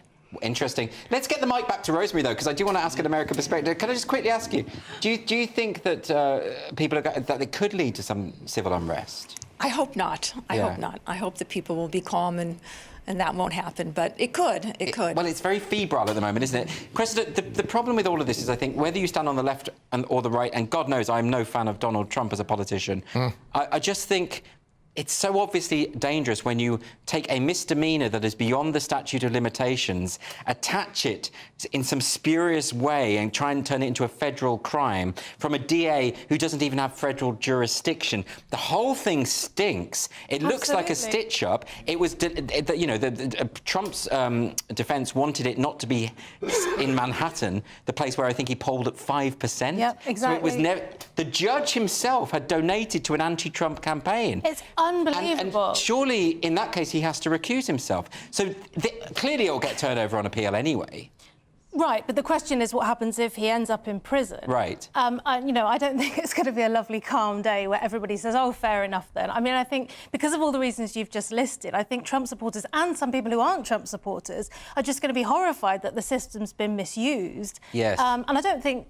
You know, I don't think the average person is going to be violent, but I think we know that Trump's got some very, very red-blooded, excited supporters. Well, OK, so the violence aside, doesn't this, if he loses, if he's sent to prison, cannot campaign as a result and then loses, doesn't that make the whole election illegitimate, since the opponent has had their opponent locked away for spurious means? I mean, I don't see how this is anything other than an own goal for the Democrats. I just don't see that. It was when you said he was going to slam the judge. Is this in the way that he allegedly slammed Stormy Daniels? No, it's going to be very different. No, right, no, OK. I just wanted to be sure of all this. Yeah, no, I think he's going to be blaming the judge. But, you know, I would have thought that in a trial of this kind, if the judge has donated to a campaign, that should make him invalid. I mean, for instance, if he'd have donated to a Trump campaign, do you think the Democrats would have said that that judge is fine? Let's keep him? But that's the whole thing. So if you go back to Scotland then, what if the judge investigating, say, I don't know, alleged financial irregularity with the party, if he'd been given a camper van, just for argument's sake, would that then make the whole thing null and void as well? I'm glad that you're using the phrase allegedly. Yes. Because, you know, this is just a pure hypothetical. Absolutely. I have not touched the wine. It's the whole thing is very interesting. I can't think where it's going to go, but I just don't... I mean, I've seen some very critical comments from lawyers and people on the left saying this is not good. You know, there's no precedent for this, and that, you know, it's bizarre that it's gone this far. But I think it could be a disaster for democracy. Anyway, let's move on. Do we have another question? We've got one from Joe. Joe. Good evening, everyone. Yesterday's daring rescue by Israel of its own hostages was much celebrated, and yet at the same time, Israel was condemned for the loss of civilian life in the process, and that civilian life placed in the way by Hamas. What do the panel think about that coexistence of celebration and I mean, Joe, what do you think about that? Because I saw a BBC interviewer asking a representative of the IDF and saying, well, couldn't you have warned those civilians in advance, which struck me as actually a really stupid question. Well, that does sound like a stupid question, because the whole thing was, this rescue apparently was planned for months and in very, very secretly. Yes, and, of course. And there were secrets kept within Israel itself, let alone revealing secrets to the Palestinians. It would have been farcical. Well, of course, because they would have shot the hostages immediately. I mean, Exactly. so this is the thing about all civilian life, actually all loss of human life is tragic as far as I'm concerned, and I don't think anyone would be celebrating that. But if you don't want the loss of human life, don't take hostages, or release these innocent people, right? Yeah, we've heard this time and time and time again. Let the hostages go. That's the end of the war, and it just hasn't happened. And in the majority, lots of times we've heard Israel letting Gaza know, telling people when to evacuate. They've gone above and beyond at other times, but they're always held to this incredibly high standard. And as you say yesterday, that just wasn't possible in this case. Yeah, but how is it not the case that Hamas are not being held responsible for the death of these civilians? Well, in my eyes, it is their responsibility. responsibility. That's the way I see it, but it's not the way everybody sees it. No, sure, but I understand the strength of feelings that, like I say, all loss of life is horrible. And war is absolutely horrible. I mean, I get that, but I don't understand the victim blaming here. These people had done nothing wrong. They were at a music festival and they were dragged away. Many of the women were raped. Many of them have been killed and tortured. This is, you know, these are the victims. Yeah, no, completely. It really, my mind is small enough as is, and this just takes it to another level. Absolutely. I can't comprehend. OK, well, look, thanks, Joe, for that question. Anyway, it's a difficult subject. But next on Free Speech Nation, we're going to talk about Rishi Sunak, who snubbed D-Day veterans by leaving the memorial service early. And we're also going to talk about the first televised debate between Sunak and Starmer. We're going to discuss all of that and more with the deputy editor of Spiked Online, Fraser Myers. So please, join us in a few minutes.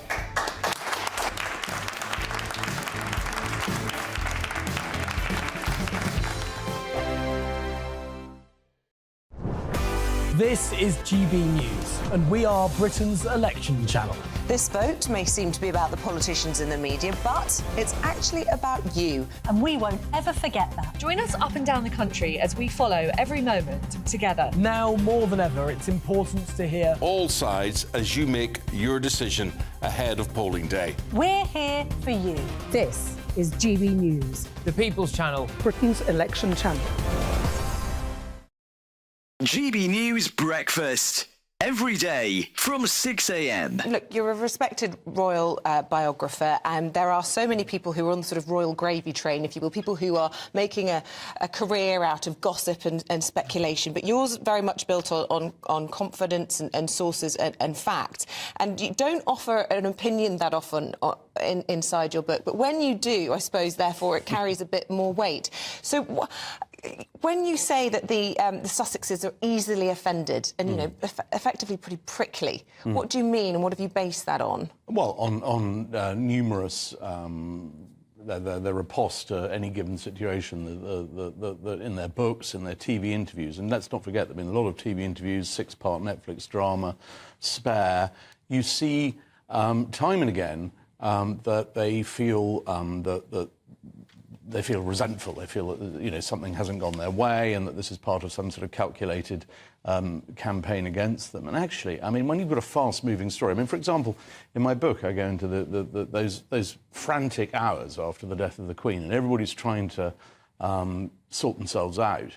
And Harry writes in his book Spare how you know, no one will return his calls and he can't get through to anyone, and it's sort of it's just all a bit me. And actually, the whole kind of royal machine, if you like, is a team effort. And I just think it's very sad because, you know, Harry and Meghan, they had such potential. And now when we do tend to hear from them, it's on a royal matter, it's just to say how miserable they were being royal. And that was, you know, they were royal for whatever it was, 600-700 days. They're post-royal now for over twice that time. Can you envisage a scenario where they're back in England and they're back in royal life? I can't envisage a situation where they're back, as it were, as part of the sort of royal working unit, but I could certainly see it becoming a kind of normal thing for them to keep. Good afternoon, Britain. Good afternoon, Britain. Weekdays from midday, we bring you the most compelling stories from across the United Kingdom. And why it matters to you. From your doorstep to our inbox. That's right, we want to hear from you. Good afternoon, Britain. Only on GB News, the People's Channel, Britain's news channel. I'm Christopher Hope. This is GB News, Britain's election channel.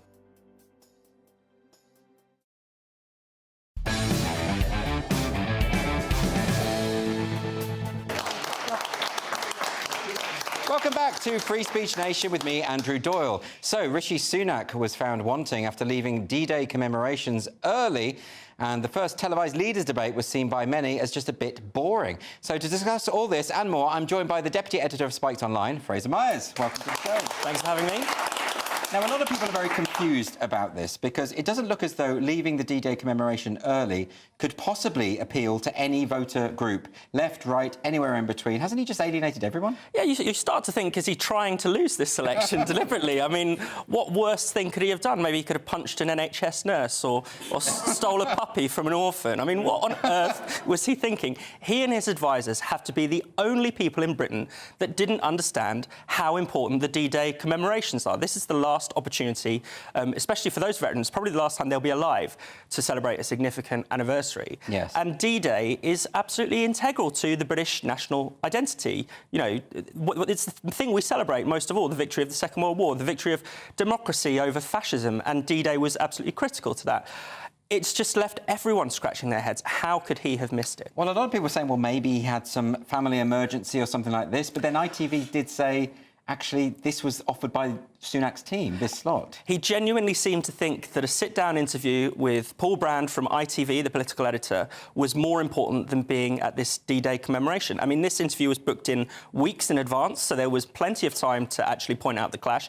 The date was chosen, as you say, by Team Sunak, not by ITV. They didn't give him an ultimatum and say, you either do this interview or today or never.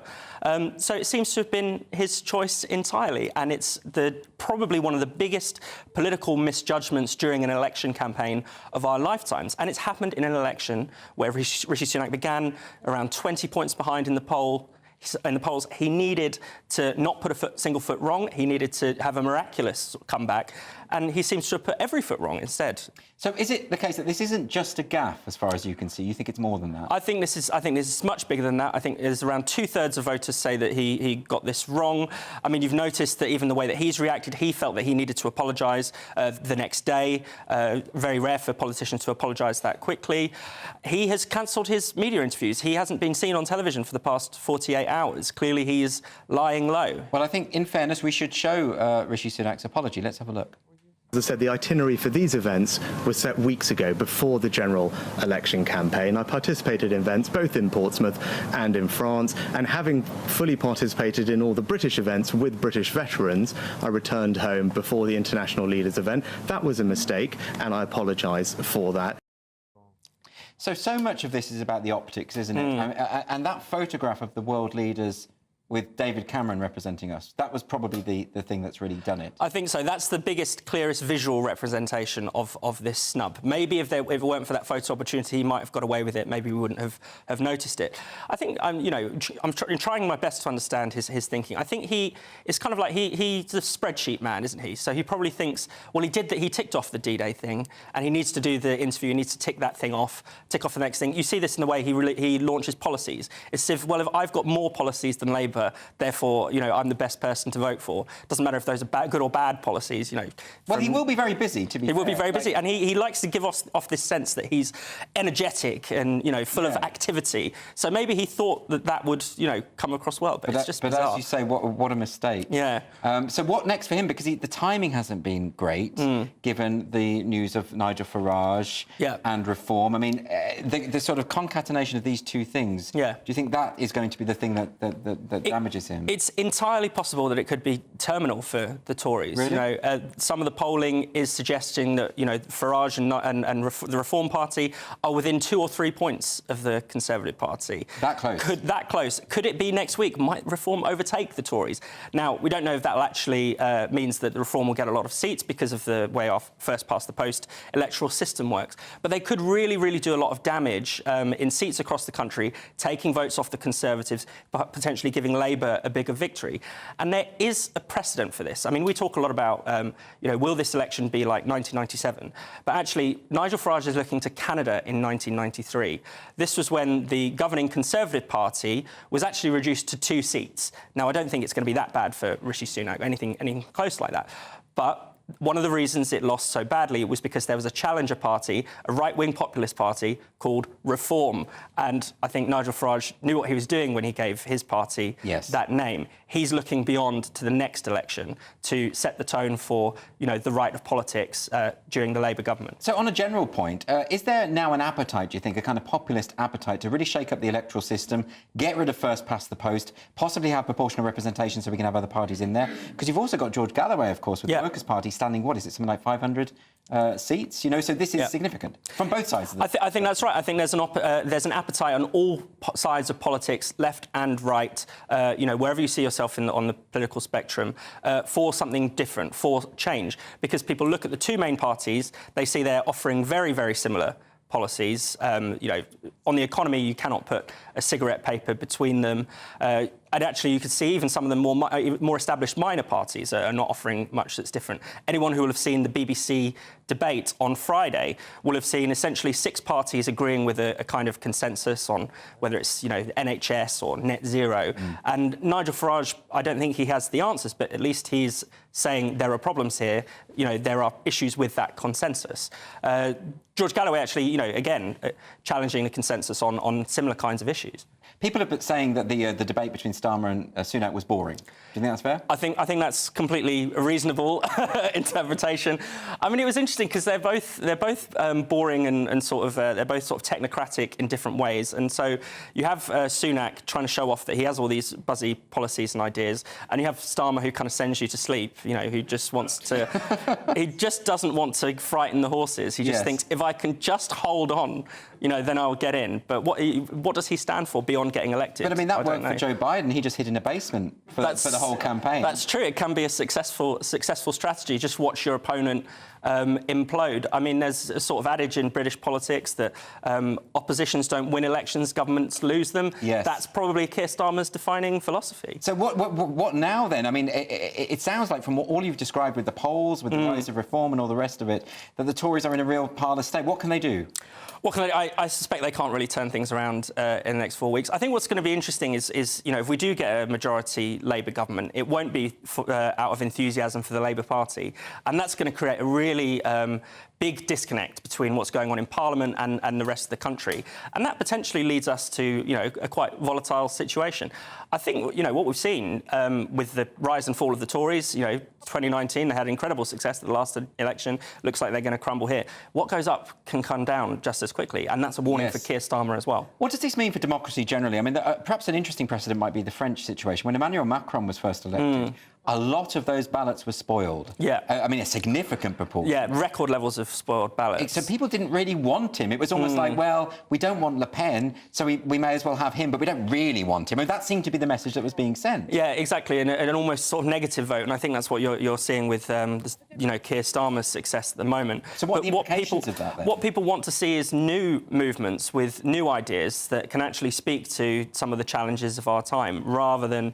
You get the sense that Starmer and Sunak, to a certain extent as well, they're just avoiding talking about the big issues. They want to help, you know, they want to argue about tax levels, tinkering with the tax levels, but there are much deeper problems with our economy, with society, in our culture. Yes. That need addressing. So I mean, gaffes aside, I mean, obviously, you know, suggesting that we need national service in the same week as snubbing veterans isn't great, and then going to an event the next day on a road called Veterans Way. Yeah. I mean, it sounds completely planned. His election campaign was like it was written by Keir Starmer, you think? Because remember, it started off in the rain, it was drowned out by the New Labour theme tune. Yeah. The very next day, he appeared in the Titanic quarter of Belfast, so people were obviously asking, is this the same fate, the sinking ship? Yeah.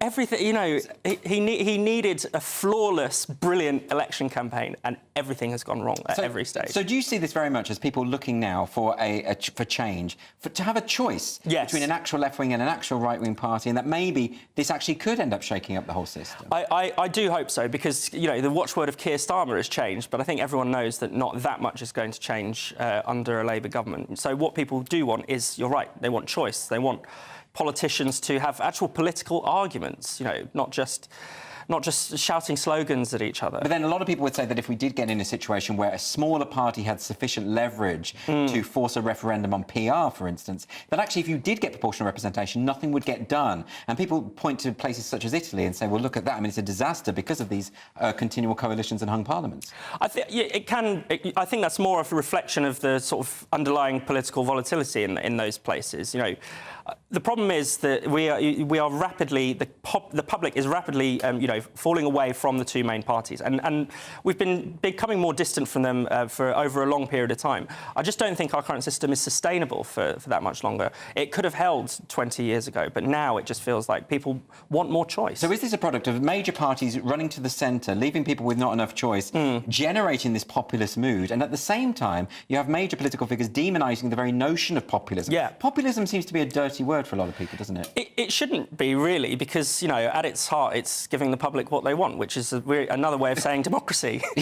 So, you know, often the two are the same. I mean, look, people have every right to criticise the policies that Nigel Farage is putting forward, or maybe you don't like their language or rhetoric, how they go about things. But to demonise populism in and of itself as a bad thing, as if, you know, connecting with the public, energising the public, getting more people involved and interested in politics is a bad thing, that just seems to me to get it completely the wrong way around. I mean, you know, the problem is the two parties seem to think they act as if they have a right to rule. They act as if, you know, well, you will vote for us because you have nowhere else to go. I think that is, you know, that proposition is running out. I think other parties will spring up to challenge that. And finally, Fraser, do you think that this is the immigration election, as Nigel Farage has suggested? I think immigration is not the #1 issue for the majority of the public, but it's a huge issue for many of the people who voted Tory in 2019 and who are either going to reform, many of them, some of them going to Labour, but even more of them not voting at all. So in that sense, the election will be, you know, immigration will be a big deciding factor in the election, even if, ironically, that ends up, you know, bringing in a Labour government who most people don't trust to get a handle on immigration. Well, we'll see what happens. It's nothing if not dramatic, this campaign. Anyway, thank you so much for joining me, Fraser Myers. And next on Free Speech Nation, Fiona Harvey, who is widely accepted as the real-life Martha from the hit Netflix series Baby Reindeer, is suing Netflix for $170 million. We're going to be joined by a high-flying lawyer next to discuss what will happen next. See you in a moment.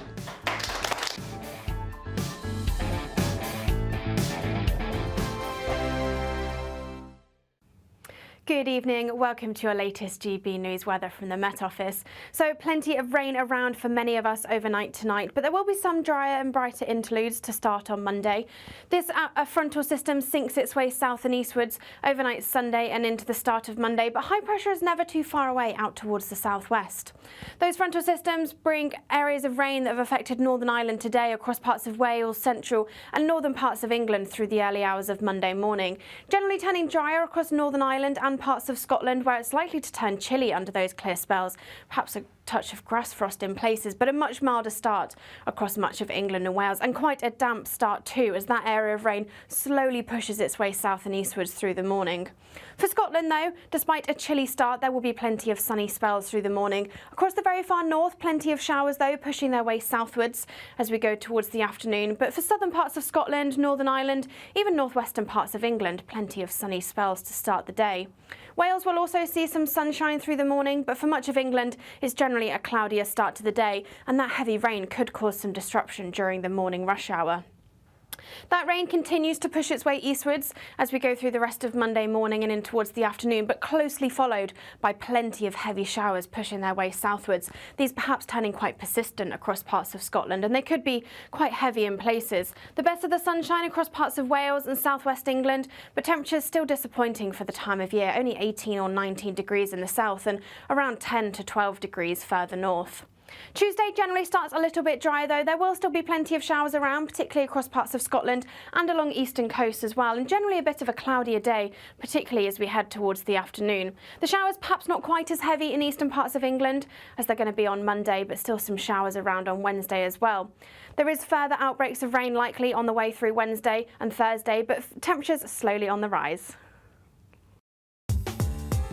I'm Christopher Hope. From pop stars to politicians, I'll interview anybody in a pub who's got a political opinion. Join me every Friday on Spotify, Apple Podcasts, YouTube or gbnews.com, or wherever you get your podcasts. GB News, Britain's election channel. Join me, Nana Akwe, for an informative, interactive news programme with a difference. It's fun. It's true.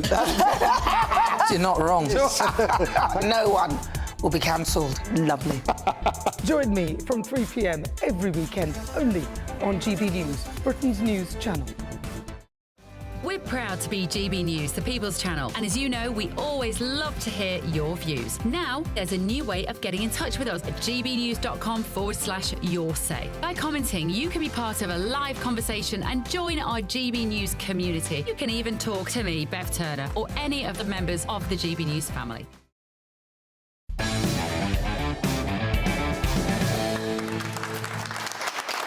Welcome back to Free Speech Nation with me, Andrew Doyle. So the woman who claims she is the inspiration for Netflix's stalking drama Baby Reindeer is suing the streaming platform for $170 million.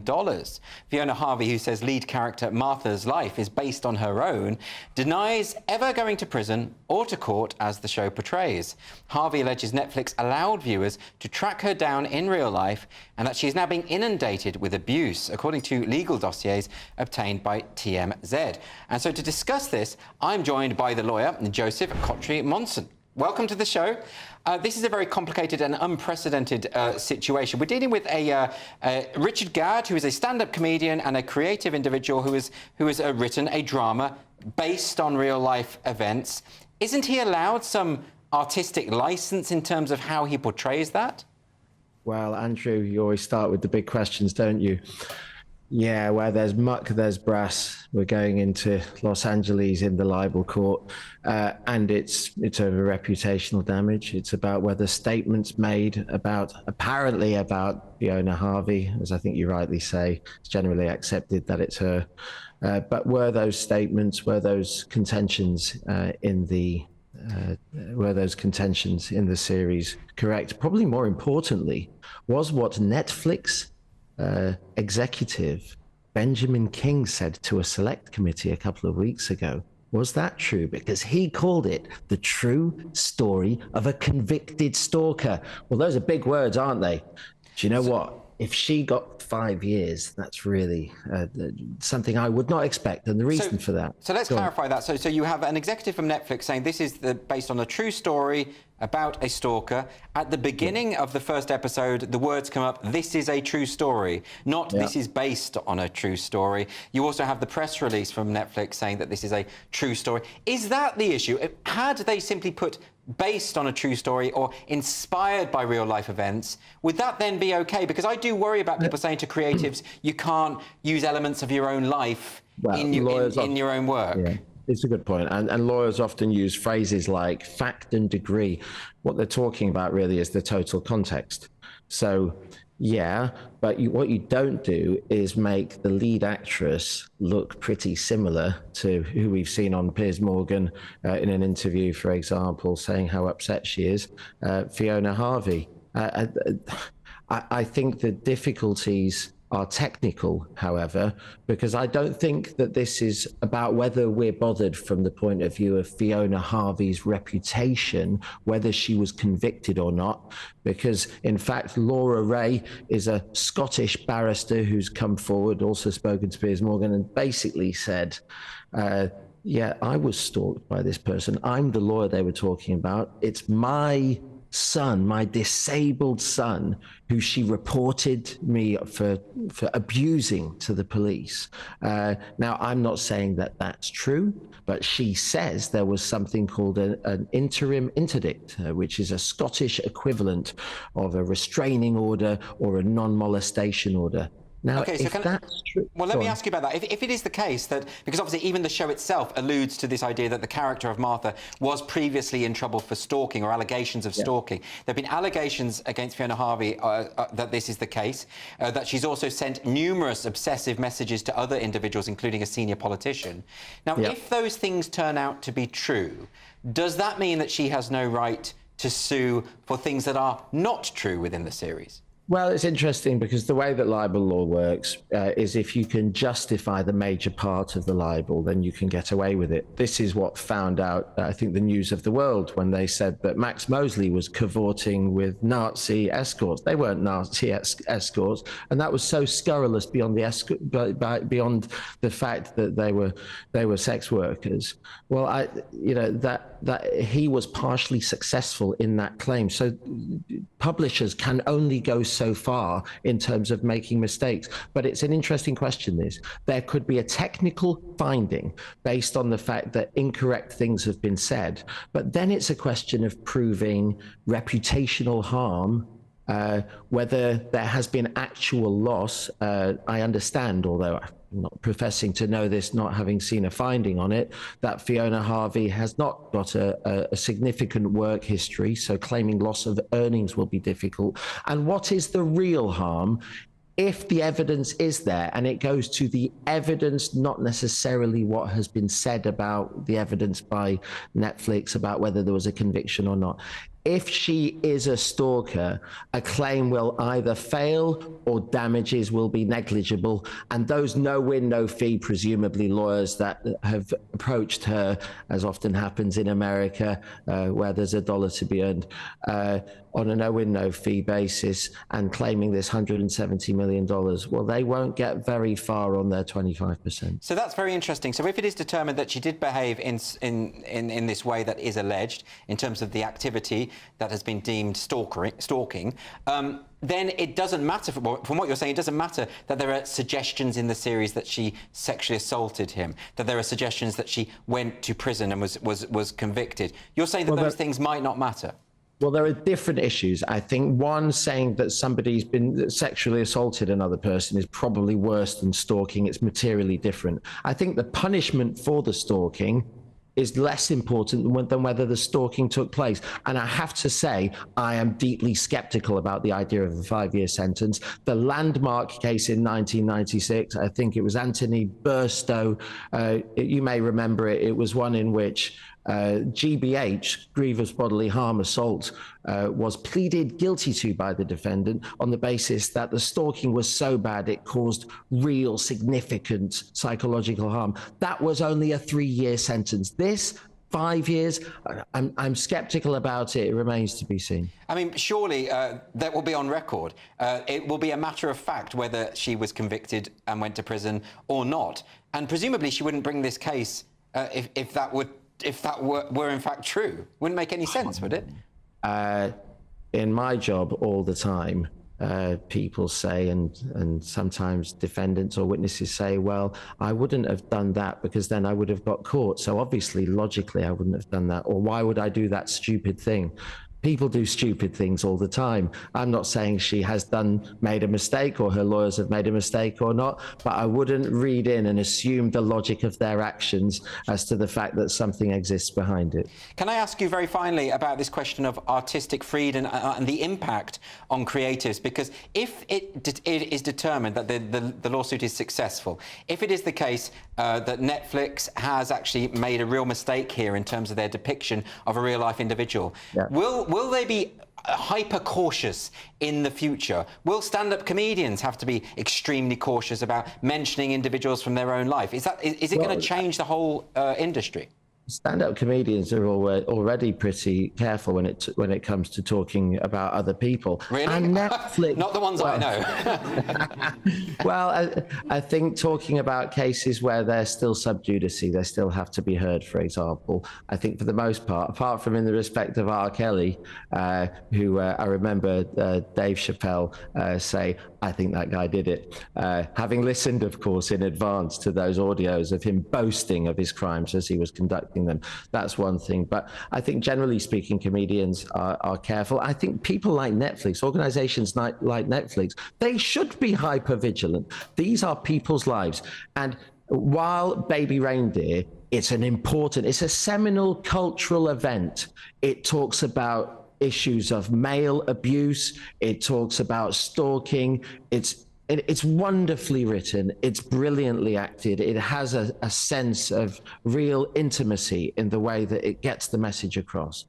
But Netflix haven't been cautious. The casting of the individual as the alleged stalker, just very poor. And as for saying that she'd been convicted when it may be that they hadn't actually checked it, well, I'm afraid Joseph does not advise you, Netflix, to do that again. Absolutely fascinating. Thank you so much for joining me tonight. Really appreciate it. So next up, Free Speech Nation, we're going to be taking a look at what has gone viral online this week in social sensations. And also, I'm going to be turning Agony Uncle, where we're going to deal with your unfiltered dilemmas. See you in a moment.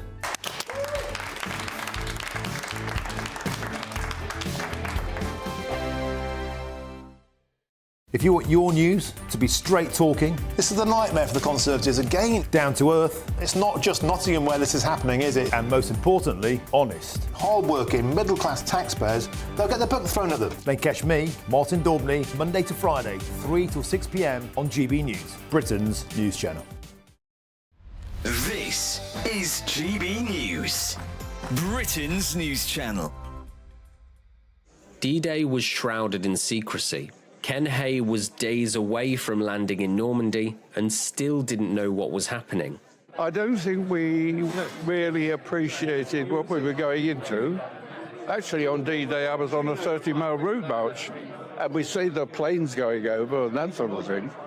And we realised that wherever they were going, then we got the news that, in fact, it was Normandy, and we knew we were scheduled for that. He arrived on Juno Beach at Coursieux-sur-Mer a few days after the main assault. The soldiers' role was to push forward into enemy territory. I didn't land on D-Day. I landed shortly after in June. I was in the infantry, so I was a rifle and I was up the front. While on night patrol on July 7th, his unit was attacked. My brother was a corporal in the same platoon, and he was out with me. He got back. 16 of us out of 30 got back. 5 of us got captured, and 9 got killed. Germans put him to work in a POW camp in Zabas, Poland. With Soviets advancing, the prisoners were forced to march for 1,000 miles. At one point along there, my leg was chopped. I lay down in the snow. If it hadn't been for 2 guys who fell back in the column and picked me up, I'd have just gone to sleep and frozen to death. 2 American tanks turned up on the 22nd of April, Sunday afternoon, and we were liberated. Ken feels pride for the role he played in Normandy and thanks God for keeping him alive. People say, why did you volunteer for the services? It was a completely different atmosphere then. You did your bit. The People's Channel. Good afternoon, Britain. Good afternoon, Britain. Weekdays from midday, we bring you the most compelling stories from across the United Kingdom. And why it matters to you. From your doorstep to our inbox. That's right, we want to hear from you. Good afternoon, Britain. Only on GB News, the People's Channel, Britain's news channel. Every Saturday, 10 till 12, we'll bring you all of the news that you need to know. We'll also remind you that there is so much to smile about. It's my favourite time of the week. I get to relax, enjoy some light-hearted stories, and let Ellie teach me about fashion too. That's Saturday Morning Live, every Saturday, 10 till 12. Only on GB News, Britain's news channel.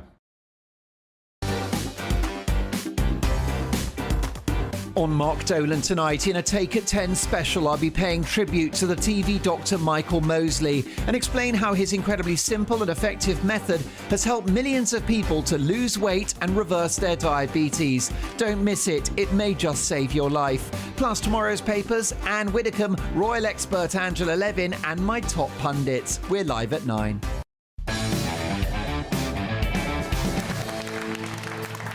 Welcome back to Free Speech Nation with me, Andrew Doyle. This is time for Social Sensations now. That's the part of the show where we look at what's been going viral on the dreaded social media. So first up, we've got this clip of director and lead actress of the new Star Wars franchise discussing the show's sexuality. Let's have a look.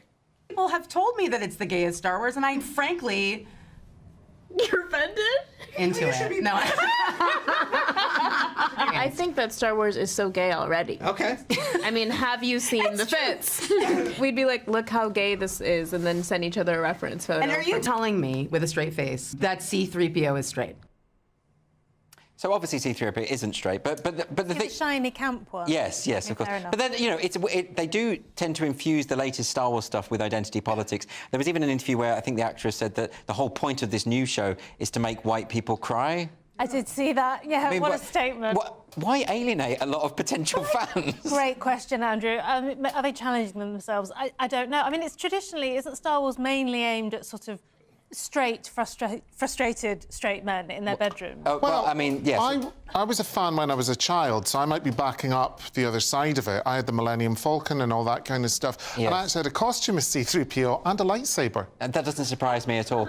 But the sort of Princess Leia in the gold bikini, that you weren't the demographic for that. But maybe no interest. You were more you know what? I hate exploitation. Well, there we go. There we go. You're more a Chewbacca man, aren't you? There we go. Let's move on now. So in this video, it's a giraffe video. Let's just leave it at that and have a look. You want to feed the giraffe? Feed him. Look, feed him. Come here. Look. Oh, look. Oh. OK, now I just have to clarify, the giraffe did not, in fact, eat the baby, and the baby was perfectly fine, so we can talk about it. That could have been a really horrible video that we can... But, you know, but it just goes to show animals are not... You can't predict what they're going to do. You can't, can you? You have to be careful. I think they got more than their money's worth from their day out there. I mean, there's an anecdote. It is a hell of an anecdote, isn't it? You know? Yeah, but the thing is, I genuinely think that that's bad parenting, because what if the giraffe had... No, I'm being serious. What if the giraffe had tossed the child over? Then the giraffe would have been put down. Don't allow the giraffe to come in the sunroof. Take control of your child. Don't bring a baby around a giraffe. Exactly. Grow up. Yeah. Throw soup at your child. Glue the child to the house. There we go. Sound advice, as usual, from Bruce. Let's move on to the next one. This is Defence Secretary Grant Shapps. He got more than he bargained for when he rang Sky's political editor, Sam Coates. Sophie, Grant Shapps Take the call. me. Take the call. Yeah, that's Grant a good idea. Shapps is just calling Sam Coates. So it's on his Apple phone. Give him a little minute to get it up, but he's going to take it now. Hello, Grant Shapps. You're live on Sky News. I'm in the studio with Sophie Ridge. Have you just seen that you're about to lose your seat according to the Sky News YouGov projection? He just put the phone down on me. Well, of course he hung up. He was put on the spot. Allegedly. He might have gone through a tunnel, Andrew. Absolutely, that might be the case. But was he just... Are they like mates or something? Is that why he was just phoning him up on air? Well, I'll be seeing them down the pub later. I don't know. I don't... I assume you move in those circles, Cressida. I don't... I can imagine that Grant Shapps would know him. Yeah, I would have thought so. They'd be saved in each other's... It was just a bad accident that this poll had come out at the time that he was phoning I the guess chap. so, or a very lucky accident if you're Yes. Sam Coates. Is that how you react when you have an awkward conversation? You just hang up? Yeah. Yeah, that's the way to do it, isn't it? Why did she say Apple phone and not iPhone? Who said Apple phone? Sophie. Oh. And also, I thought that was Tom from the celebrity dating agency. I didn't know Sam Coates was a real person. He is a real person? Yeah. This is an education for you. You've no idea. Unbelievable. OK, let's move on now. We've got this video created by young rappers in Cork who wrote their own song in celebration of youth creativity. It seems quite hardcore for sort of 10-year-old kids, doesn't it? I think they seem quite fascist and militant. I don't like it. Do you not? No, it's not soothing. It's not enjoyable. No, you see, when I was that age, we were singing Mistletoe and Wine by Cliff Richard. Or Give Me Oil in My Lamp, Keep Me Burning. Exactly, all of that kind of stuff. Yeah, I think it's brilliant. I think it sounds like the early 2000s Streets. I think Mike Skinner could have been involved. Oh, he could have been, yeah. Very cool. No, God love them. They're doing something creative. It's very nice. You know, we mustn't mock them, Bruce. No, well, I didn't. I just said I don't like it, you know, and if they're putting themselves up on the parapet, then they can take the criticism. Bruce Devlin is so brutal. OK, look, this is the part of the show where we talk through your unfiltered dilemmas. So we're going to start with this one from Toby. Toby says, my wife is standing to be an MP at the upcoming election. I'm glad he didn't give his surname.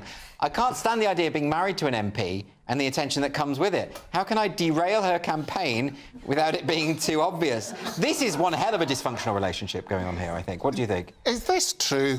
Do you think someone's just winding us up? I think this is a hoax. Now, if Toby had anything about him, I think he should just pop in and say, wifey, this isn't happening. No, exactly. It's me or it's the career. Yep. If he's unhappy Very about it... old-fashioned, Bruce. Well, sometimes I am, and I think you have to be. I mean, he would have known, wouldn't he, that he had an MP for a girlfriend or wife? Well, not if she's just standing now. Maybe what he should do is stand also for an opposing party. I mean... So she was a closet MP? I mean, that's actually quite a good idea for a show, you know, wouldn't it? Anyway, let's not. We're not pitching. Vote at first sight. We've got another dilemma now from. This is an anonymous dilemma, so this could be quite saucy. Right, this is the dilemma. My son has started to ask me about God, and he wants to go to church. This isn't what I imagined. I'm Jewish, and my partner is an atheist. Neither of us know what to do. Help.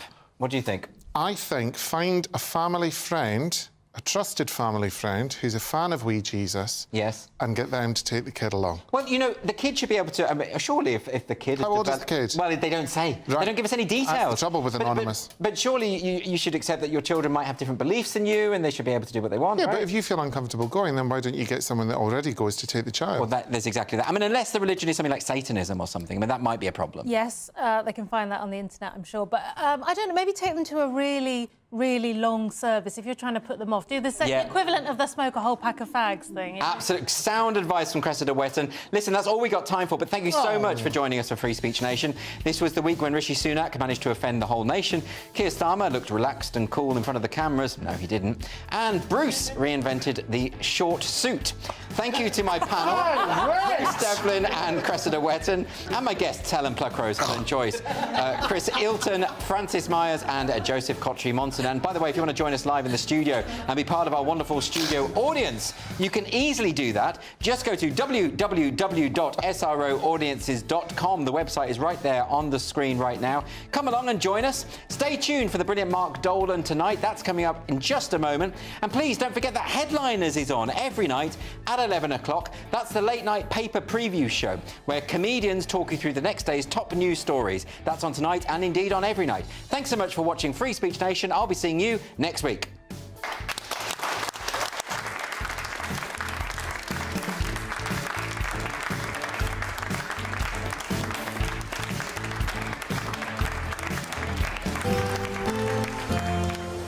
That warm feeling inside from Boxed Boilers, sponsors of weather on GB News. Good evening. Welcome to your latest GB News weather from the Met Office. So plenty of rain around for many of us overnight tonight, but there will be some drier and brighter interludes to start on Monday. This frontal system sinks its way south and eastwards overnight Sunday and into the start of Monday, but high pressure is never too far away out towards the southwest. Those frontal systems bring areas of rain that have affected Northern Ireland today across parts of Wales, central and northern parts of England through the early hours of Monday morning. Generally turning drier across Northern Ireland and parts of Scotland, where it's likely to turn chilly under those clear spells, perhaps a touch of grass frost in places, but a much milder start across much of England and Wales, and quite a damp start too, as that area of rain slowly pushes its way south and eastwards through the morning. For Scotland though, despite a chilly start, there will be plenty of sunny spells through the morning across the very far north.